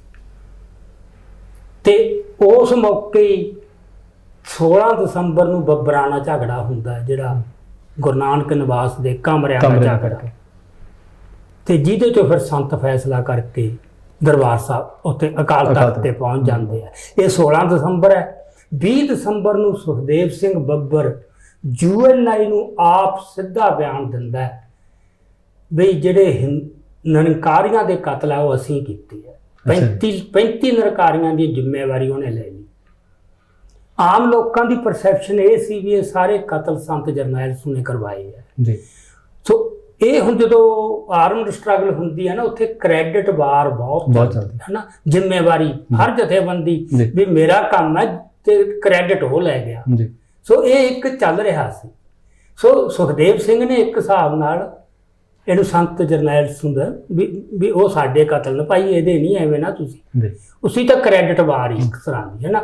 ਪਰ ਸੁਖਦੇਵ ਸਿੰਘ ਬੱਬਰ ਫਾਈਟਰ ਸੀਗੇ ਤੇ ਉਹਨੂੰ ਇਹ ਪਤਾ ਲੱਗ ਗਿਆ ਸੀ ਕਿ ਸਾਡੇ ਬਾਰੇ ਪਰਸੈਪਸ਼ਨ ਬਣ ਗਈ ਕਿ ਲੌਂਗੋਵਾਲ ਨਾਲ ਰਲੇ ਹੋਏ ਨੇ। ਸੋ ਉਸੇ ਬਿਆਨ 'ਚ ਉਹਨੇ ਇਹ ਗੱਲ ਕੈਟੇਗੋਰੀਕਲੀ ਕਹਿਤੀ ਸੀ ਵੀ ਸਾਡਾ ਲੌਂਗੋਵਾਲ ਨਾਲ ਕੋਈ ਸੰਬੰਧ ਨਹੀਂ ਕਹਿਤੀ ਸੀ। ਪਰ ਇੱਕ ਧਿਰ ਸੀ ਜਿਹੜੀ ਲਗਾਤਾਰ ਮਤਲਬ ਜਿਹੜੀ ਖੂਨੀ ਟੱਕਰ ਕਰਾਉਣੀ ਸੀ, ਉਹ ਲੌਂਗੋਵਾਲ ਆਪ ਨਹੀਂ ਸੀ ਕਰ ਸਕਦਾ ਜੀ, ਨਾ ਲੌਂਗੋਵਾਲ ਦੇ ਬੰਦੇ, ਉਹਨਾਂ ਨੇ ਤਾਂ ਵਿਰੋਧ ਹੀ ਵਰਤਨੇ ਸੀ ਨਾ। ਸੋ ਇੰਦਰਾ ਗਾਂਧੀ ਜਾਂ ਦੇਸ਼ ਦੇ ਜਿਹੜੇ ਹਾਕਮ ਹੈ ਜਿਹੜੀ ਗੱਲ ਤੋਂ ਘਬਰਾਏ ਸੀ, ਉਹ ਇਸ ਤੋਂ ਘਬਰਾਏ ਸੀ ਕਿ ਜਿਹੜੀ ਏਕਤਾ ਇਹਨਾਂ 'ਚ ਏਡੀ ਵੱਡੀ ਹੋ ਗਈ, ਕਿਉਂਕਿ ਧਰਮ ਯੁੱਧ ਮੋਰਚੇ ਦੇ ਰੂਪ 'ਚ ਅਕਾਲੀ ਦਲ ਵੀ ਨਾਲ, ਬੱਬਰ ਵੀ ਨਾਲ, ਆਪਣੀ ਜਿਹੜੀ ਟਕਸਾਲ ਵੀ ਨਾਲ, ਸਾਰੀਆਂ ਨਿਹੰਗ ਜਥੇਬੰਦੀਆਂ, ਸਾਰੀਆਂ ਸੰਪਰਦਾਵਾਂ, ਮਤਲਬ ਪੰਥ ਇੱਕ ਝੰਡੇ ਥੱਲੇ ਪੂਰਨ ਇਕੱਠਾ ਹੋ ਗਿਆ। ਹੁਣ ਉਹ ਕਿਵੇਂ ਜਰ ਸਕਦੇ? ਸੋ ਉਹਨਾਂ ਨੂੰ ਇਹ ਸੀ ਵੀ ਇਹਨਾਂ ਦੇ ਵਿੱਚ ਪਾਟਕ ਪਾਓ ਜੀ। ਸੋ ਉਹ ਚਾਲਾਂ ਚੱਲ ਰਹੀਆਂ ਸੀ ਤੇ ਉਧਰੋਂ ਸਰਕਾਰ ਦਾ ਇਹ ਹੋ ਰਿਹਾ ਹੈ ਕਿ ਹਮਲਾ ਕਿਸੇ ਵੇਲੇ ਵੀ ਕਰ ਸਕਦੇ। ਦੂਜੀ ਗੱਲ, ਅੰਦਰ ਖੂਨ ਖਰਾਬਾ ਕਰਵਾ ਸਕਦੇ ਆ। ਇਹ ਮਾਹੌਲ ਸੀ ਜਦੋਂ ਸੰਤਾਂ ਨੇ ਇਹਨਾਂ ਨੂੰ ਬੁਲਾਇਆ। ਸੁਰਿੰਦਰ ਸਿੰਘ ਸੋਢੀ ਦਾ ਕਤਲ ਵੀ ਮੇਰੇ ਸਾਹਮਣੇ ਇਸੇ ਸਮੇਂ ਤੇ ਨਹੀਂ, ਉਹ ਬਾਅਦ ਚ ਅਪ੍ਰੈਲ ਚ ਜਾ ਕੇ ਹੁੰਦਾ। ਉਹ ਅਪ੍ਰੈਲ ਚ ਇਸੇ ਉਹਦੇ ਵਿੱਚੋਂ ਨਿਕਲਦਾ। ਹਾਂ, ਇਸੇ ਮਤਲਬ ਇਸੇ ਕੜੀ ਚ ਹੀ ਹੁੰਦਾ ਉਹ। ਇਹ ਸਾਰੀ ਪੋਲਿਟਿਕਸ ਚੱਲ ਰਹੀ ਜੀ। ਸੋ ਇਸ ਕਰਕੇ ਜਦੋਂ ਫਿਰ ਇਹਨਾਂ ਨੇ ਆ ਕੇ ਕਿਹਾ ਵੀ ਦੱਸੋ ਸਾਨੂੰ ਕਾਹਦੇ ਵਾਸਤੇ ਬੁਲਾਇਆ, ਫਿਰ ਜਨਰਲ ਸਵੇਕਸੂ ਨੇ ਇਹਨਾਂ ਨਾਲ ਗੱਲ ਕੀਤੀ, ਇਹਨਾਂ ਦੀ ਡਿਊਟੀ ਸਮਝਾਤੀ। ਉਹਨਾਂ ਨੇ ਇਹ ਕਿਹਾ ਕਿ ਸੰਤ ਜਰਨੈਲ ਸਿੰਘ ਤੇ ਕਿਸੇ ਵੇਲੇ ਵੀ ਹਮਲਾ ਹੋ ਸਕਦਾ, ਉਹਦੀ ਸੁਰੱਖਿਆ ਦਾ ਜਿਹੜਾ ਹੈਗਾ ਮਸਲਾ ਬਹੁਤ ਗੰਭੀਰ ਹੈ ਤੇ ਸੰਤ ਦੇ ਨਾਲ ਜਿਹੜੇ ਪੱਕੇ ਸਿੰਘ ਨੇ ਉਹ ਬਹੁਤੇ ਨਹੀਂ ਸੀ। ਪੱਕੇ ਤੋਂ ਭਾਵ ਜਿਹੜੇ ਉੱਥੇ ਹੀ ਰਹਿਣ। ਅਕਸਰ ਇਹ ਹੁੰਦਾ ਸੀ ਬੰਦੇ ਗਏ 15 ਦਿਨ ਲਾਏ, ਮੁੜ ਕੇ ਫਿਰ ਪਿੰਡਾਂ ਨੂੰ ਆ ਗਏ।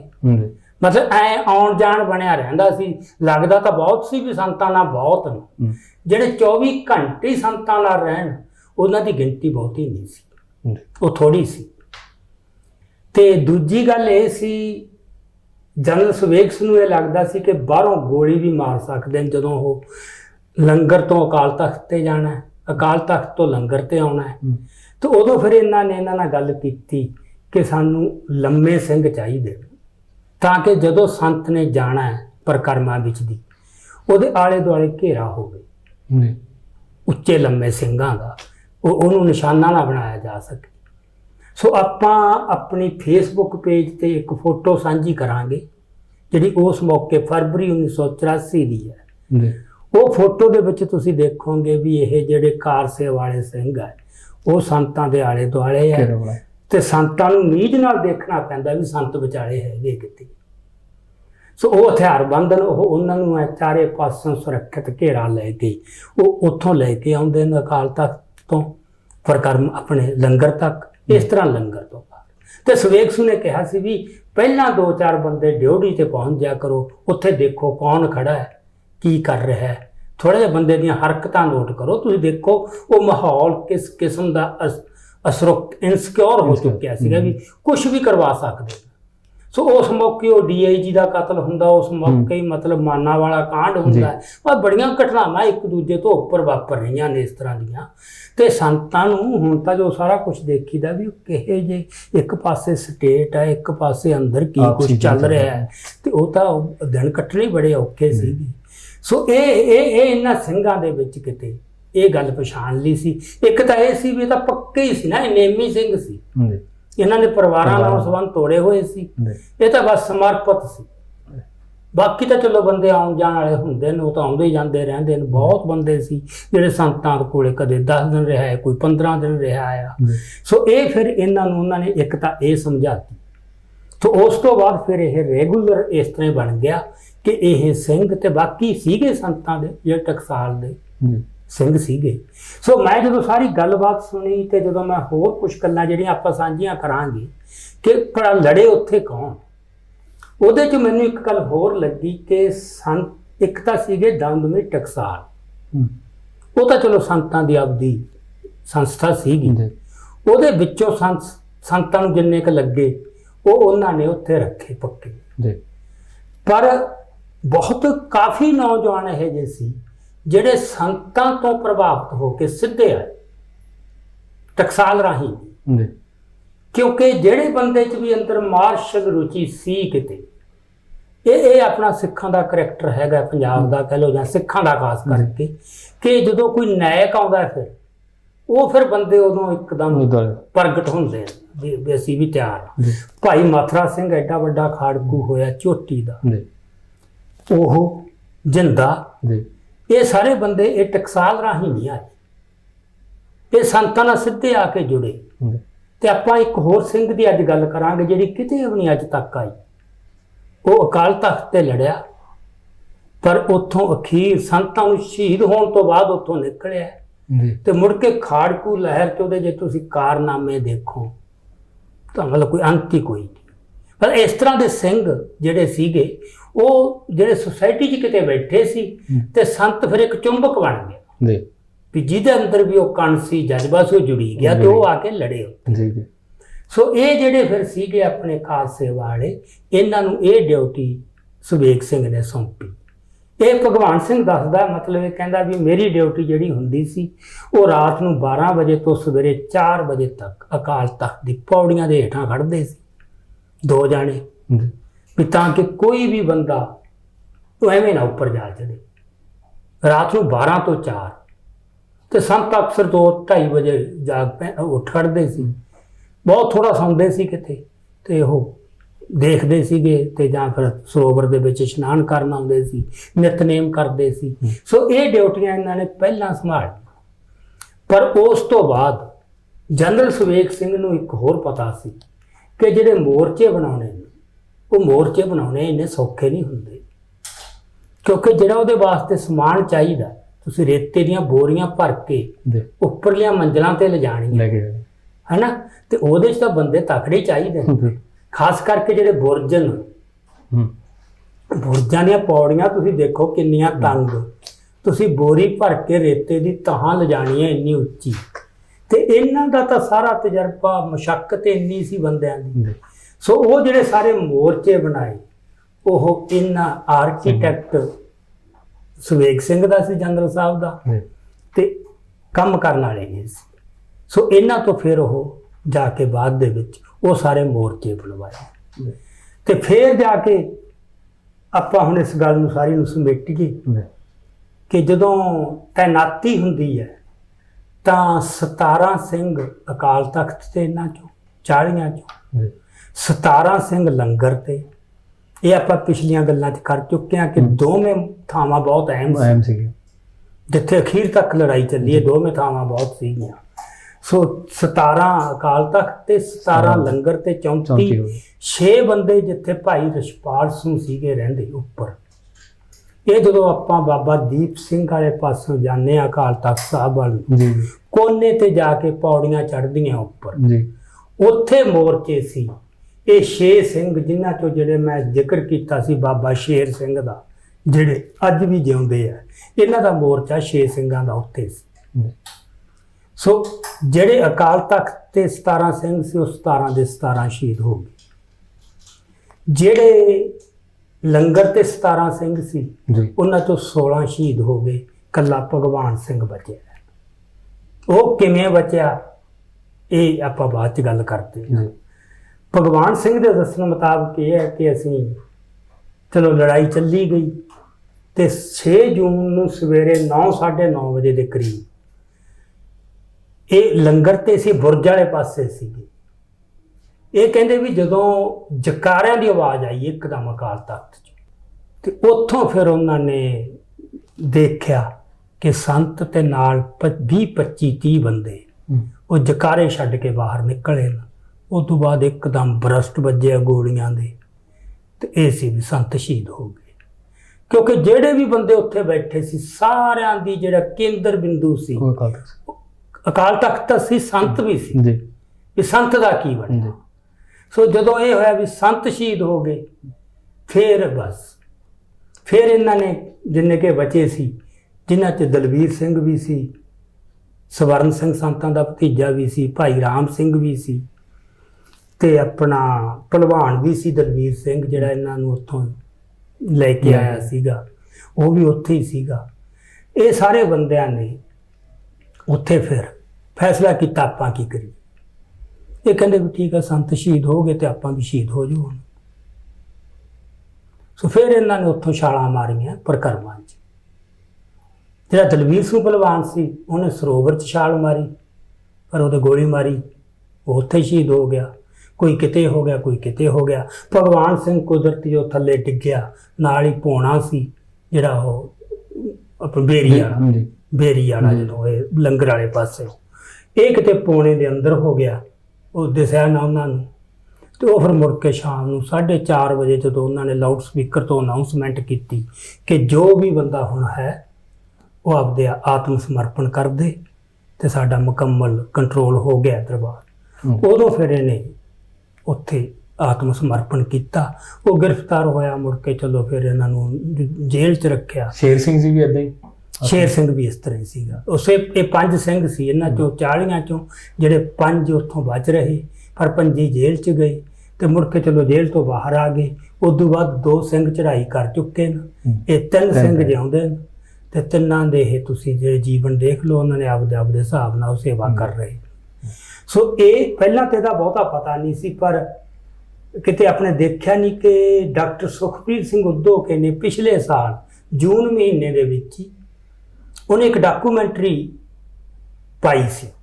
ਉਹ ਡਾਕੂਮੈਂਟਰੀ 'ਚ ਜ਼ਿਕਰ ਹੈਗਾ ਇਹਨਾਂ ਇਹ ਸਾਰੇ 40 ਬੰਦਿਆਂ ਦੇ ਨਾਵਾਂ ਦਾ ਤੇ ਇਹਨਾਂ ਦੇ ਪਿੰਡਾਂ ਦਾ ਤੇ ਫੋਟੋਆਂ ਵੀ, ਤੇ ਜਿਹੜੀ ਡਾਇਰੈਕਟਰੀ ਛਾਪੀ ਹੈ ਦਲ ਖਾਲਸਾ ਨੇ ਸ਼ਹੀਦ ਸਿੰਘਾਂ ਦੀ, ਉਹਦੇ ਵਿੱਚ ਵੀ ਇਹਨਾਂ ਦਾ ਜ਼ਿਕਰ ਹੈ। ਤੇ ਹੁਣ ਐਤਕਾਂ ਤਾਂ ਇਹ ਭਗਵਾਨ ਸਿੰਘ ਨੇ ਇੰਟਰਵਿਊ ਇੰਨੇ ਥਾਵਾਂ ਤੇ ਇੰਟਰਵਿਊਆਂ ਦੇ ਕੇ ਇਹ ਜਿਹੜੀ ਹੈਗੀ ਆ ਗੱਲ ਉਹ ਤਕਰੀਬਨ ਲਿਜਾਈ ਹੈ, ਕਿਉਂਕਿ ਇਹਨੂੰ ਸਰਦਾਰ ਭਗਵਾਨ ਸਿੰਘ ਨੂੰ ਇਹ ਸੀ ਵੀ ਯਾਰ ਬਾਕੀਆਂ ਦਾ ਸਾਰਿਆਂ ਦਾ ਜ਼ਿਕਰ ਹੋ ਰਿਹਾ, ਸਾਡਾ ਕਿਤੇ ਨਾ ਹੀ ਨਹੀਂ। ਤੇ ਫਿਰ ਇੱਕ ਮਨ 'ਚ ਹੁੰਦਾ ਤਾਂ ਹੈ ਨਾ ਵੀ ਸਾਡੇ 40 ਚੋਂ 35 ਸ਼ਹੀਦ ਹੋਏ ਹੋਣ ਤੇ ਉਹਨਾਂ ਨੂੰ ਕਿਤੇ ਮਾਨਤਾ ਹੀ ਨਹੀਂ, ਨਾ ਅਜਾਇਬ ਘਰ 'ਚ ਫੋਟੋ ਆ ਉਹਨਾਂ ਦੀ, ਉਧਰੋਂ ਨਾ ਉਹਨਾਂ ਨੂੰ ਮਾਨਤਾ ਦੇ ਰਿਹਾ ਜਿਹੜੇ ਬਾਬੇ ਕਾਰ ਸੇਵਾ ਵਾਲੇ, ਉਹਨਾਂ ਨੇ ਵੀ ਫੋਟੋਆਂ ਕੱਢਤੀਆਂ, ਕਹਿੰਦਾ ਇੱਧਰ ਕਿਤੇ ਲੱਗੀਆਂ ਨਹੀਂ। ਤੇ ਫਿਰ ਸਾਡੀ ਕੁਰਬਾਨੀ ਕਿੱਥੇ ਗਈ? ਸੋ ਇਹ ਮਨ 'ਚ ਇੱਕ ਥੋੜੀ ਚੀਜ਼ ਜਾਂ ਦਰਦ ਲੈ ਕੇ ਉਹ ਬੋਲ ਰਿਹਾ ਹੈ, ਜੋ ਵੀ ਕਰ ਰਿਹਾ ਹੈ। ਸੋ ਆਪਾਂ ਆਉਣ ਵਾਲੇ ਕਿਸੇ ਸਮੇਂ ਦੇ ਵਿੱਚ ਇੱਕ ਐਪੀਸੋਡ ਸਰਦਾਰ ਭਗਵਾਨ ਸਿੰਘ ਨਾਲ ਕਰਾਂਗੇ, ਉਹਨਾਂ ਤੋਂ ਤੁਸੀਂ ਗੱਲਾਂ ਸੁਣੋਗੇ ਤਾਂ ਜਿਹੜੇ ਇਹ 40 ਸਿੰਘ ਸੀ ਇਹਨਾਂ 'ਚੋਂ ਇੱਕ ਬੰਦੇ ਤੇ ਕਿਤਾਬ ਬਣ ਸਕਦੀ ਹੈ। ਸਾਰਿਆਂ ਦੇ ਜੀਵਨ ਕੀ ਸੀ ਤੇ ਕਿਸ ਕਿਸਮ ਦੇ ਬੰਦੇ ਸੀਗੇ। ਤੇ ਇਹ ਵੈਸੇ ਤਾਂ ਜਿੰਨੇ ਵੀ ਬੰਦੇ ਸ਼ਹੀਦ ਹੋਏ ਨੇ ਅਕਾਲ ਤਖਤ ਸਾਹਿਬ ਤੇ, ਉਹਨਾਂ ਸਾਰਿਆਂ ਤੇ ਆਪਦੇ ਆਪ 'ਚ ਕਿਤਾਬਾਂ ਬਣਨੀਆਂ ਚਾਹੀਦੀਆਂ, ਕਿਉਂਕਿ ਉਹ ਸਧਾਰਨ ਬੰਦੇ ਤਾਂ ਹੈ ਨਹੀਂ ਸੀ ਜੋ ਉੱਥੇ ਲੜੇ ਤੇ ਜੋ ਉੱਥੇ ਸ਼ਹੀਦ ਹੋ ਗਏ। ਕੁਛ ਨਿਕਲ ਗਏ, ਜਿਹੜੇ ਨਿਕਲ ਗਏ, ਕੁਛ ਬੰਦੇ ਕਾਫੀ ਨੇ ਜਿਹੜੇ ਮੁੜ ਕੇ ਖਾੜਕੂ ਲਹਿਰ 'ਚ ਕਾਫੀ ਸਰਗਰਮ ਰਹੇ, ਪਰ ਸਾਡੇ ਕਿਸੇ ਨੇ ਬਹੁਤਾ ਖਿਆਲ ਨਾ ਕੀਤਾ, ਉਹਨਾਂ ਤੋਂ ਗੱਲਾਂ ਪੁੱਛੀਆਂ ਨਾ ਉਹ, ਕਿਉਂਕਿ ਉਦੋਂ ਫਿਰ ਰੁੱਝ ਕੇ ਦੂਜੀ ਵੱਡੀ ਸਟਰਗਲ 'ਚ ਹੋ ਤੇ ਇਹਨਾਂ ਗੱਲਾਂ ਨੂੰ ਬਾਹਲਾ ਕਿਸੇ ਨੇ ਗੌਲਿਆ ਸਮਾਂ ਵੀ ਨਹੀਂ ਮਿਲਿਆ। ਹਾਂ, ਤੇ ਨਹੀਂ ਤਾਂ ਇਹ ਗੱਲਾਂ ਕਿਤੇ ਨਾ ਕਿਤੇ ਇਹ ਰਿਕਾਰਡ ਕਰਨੀਆਂ ਚਾਹੀਦੀਆਂ ਸੀ। ਸੋ ਇਹ ਹੈ ਜਿਹੜੀ ਆਪਾਂ, ਮੇਰਾ ਖਿਆਲ ਹੈ ਕਿ ਇੱਕ ਵੀ ਇਹ ਜਥਾ ਕੌਣ ਸੀਗਾ ਤੇ ਇਹ ਮੁਲਾਕਾਤ ਕਿਵੇਂ ਹੋਈ ਤੇ ਫਿਰ ਕਿਵੇਂ ਇਹ ਆ ਕੇ ਸ਼ਹੀਦ ਹੋਏ, ਕਿਵੇਂ ਲੜੇ। ਸੋ ਇੰਨੀ ਕੇ ਬਰੀਫ ਦੇ ਵਿੱਚ ਤੇ ਇਹਦੇ ਕੁਝ ਹੋਰ ਪਰਤਾਂ ਵੀ ਹੈਗੀਆਂ, ਉਹ ਆਪਾਂ ਆਉਣ ਵਾਲੇ ਸਮੇਂ ਦੇ ਵਿੱਚ ਫਿਰ ਸਾਂਝੀਆਂ ਕਰਾਂਗੇ। ਸੋ ਉਮੀਦ ਕਰਦੇ ਹਾਂ ਕਿ ਜਿਹੜੀ ਇਹ 35 ਤੋਂ 40 ਸਿੰਘਾਂ ਦੀ ਗੱਲਬਾਤ ਅਸੀਂ ਤੁਹਾਡੇ ਨਾਲ ਸਾਂਝੀ ਕੀਤੀ ਹੈ। ਇਤਿਹਾਸ ਦੇ ਵਿੱਚ ਜਦੋਂ ਅਸੀਂ ਕਿਸੇ ਗੱਲ ਦਾ ਜ਼ਿਕਰ ਕਰਦੇ ਹਾਂ ਤਾਂ ਕੋਈ ਗੱਲਾਂ ਜਿਹੜੀਆਂ ਕੁਝ ਗੱਲਾਂ ਹੁੰਦੀਆਂ ਨੇ ਉਹ ਰਹਿ ਜਾਂਦੀਆਂ ਨੇ, ਸਮੇਂ ਦਰ ਸਮੇਂ ਜਿਹੜੀਆਂ ਗੱਲਾਂ ਹੌਲੀ ਜਾਣਕਾਰੀ ਜਿਹੜੀ ਬਾਹਰ ਆਉਂਦੀ ਆ। ਸਾਡੇ ਇਤਿਹਾਸ ਨੂੰ ਤਾਂ ਬਹੁਤ ਇਹ ਕਿਹਾ ਜਾਂਦਾ ਕਿ ਸਾਂਭਿਆ ਨਹੀਂ ਗਿਆ, ਸਮਾਂ ਹੀ ਨਹੀਂ ਮਿਲਿਆ। ਜੇ ਅਸੀਂ ਦੇਖੀਏ ਅਸਲੀਅਤ ਦੇ ਵਿੱਚ ਤਾਂ ਪੈਰ ਤੇ ਚੁਣੌਤੀਆਂ, ਜੇ ਅਸੀਂ ਦੇਖੀਏ ਆਪਸ ਦੇ ਵਿੱਚ ਵੀ ਖਹਿਬਾਜ਼ੀਆਂ ਜਿਹੜੀਆਂ ਹੁੰਦੀਆਂ ਰਹੀਆਂ ਨੇ। ਜੇ ਸਾਡੇ ਇੰਸਟੀਟਿਊਸ਼ਨ ਦੇ ਜਿਹੜੀਆਂ ਜ਼ਿੰਮੇਵਾਰੀਆਂ ਉਹਨਾਂ ਦੀਆਂ ਨੇ ਉਹ ਆਮ ਜਿਹੜੇ ਸਾਡਾ ਬੁੱਧੀਜੀਵੀ ਵਰਗ ਹੈ ਜਾਂ ਸਿੱਖ ਸੰਗਤ ਹੈ ਉਹਨਾਂ ਨੂੰ ਕਰਨੀ ਪੈਂਦੀ ਆ। ਸੋ ਜਿਹੜੀ ਜਾਣਕਾਰੀ ਤੁਹਾਡੇ ਤੱਕ ਸਾਂਝੀ ਕੀਤੀ ਹੈ, ਉਮੀਦ ਕਰਦੇ ਹਾਂ ਤੁਹਾਨੂੰ ਪਸੰਦ ਆਈ ਹੋਊਗੀ। ਆਉਣ ਵਾਲੇ ਸਮੇਂ ਵਿੱਚ ਕੋਸ਼ਿਸ਼ ਕਰਾਂਗੇ ਸਰਦਾਰ ਭਗਵੰਤ ਸਿੰਘ ਦੇ ਨਾਲ ਗੱਲਬਾਤ ਕਰਨ ਦੀ, ਤੇ ਹੋਰ ਵੀ ਇਹੋ ਜਿਹੀ ਜਿਹੜੀ ਜਾਣਕਾਰੀ ਹੁਣ ਤੱਕ ਸੰਗਤ ਤੋਂ ਜਿਹੜੀ ਹੈ ਦੂਰ ਹੈ ਉਹਨੂੰ ਤੁਹਾਡੇ ਨਾਲ ਸਾਂਝਾ ਕਰਨ ਦੀ ਕੋਸ਼ਿਸ਼ ਕਰਦੇ ਰਹਾਂਗੇ। ਸਾਡੇ ਫੇਸਬੁੱਕ ਪੰਨੇ ਦਾ ਸਿੱਖ ਵਿਊ ਪੁਆਇੰਟ, ਉਸ ਦੇ ਨਾਲ ਜੁੜਨਾ ਕਰੋ ਤਾਂ ਕਿ ਉਹ ਸਿੰਘਾਂ ਦੀ ਜਿਹੜੀ ਫੋਟੋ ਤੁਹਾਡੇ ਨਾਲ ਸਾਂਝੀ ਕਰਾਂਗੇ ਉਹਦੇ ਵਿੱਚ ਤੁਸੀਂ ਦਰਸ਼ਨ ਕਰ ਸਕੋ, ਤੇ ਨਾਲ ਹੀ ਸਾਡੇ YouTube ਪੰਨੇ ਦਾ ਸਿੱਖ ਵਿਊ ਪੁਆਇੰਟ ਦੇ ਨਾਲ ਜੁੜਨਾ ਕਰੋ। ਦਿਓ ਇਜਾਜ਼ਤ ਜੀ। ਵਾਹਿਗੁਰੂ ਜੀ ਕਾ ਖਾਲਸਾ, ਵਾਹਿਗੁਰੂ ਜੀ ਕੀ ਫਤਿਹ।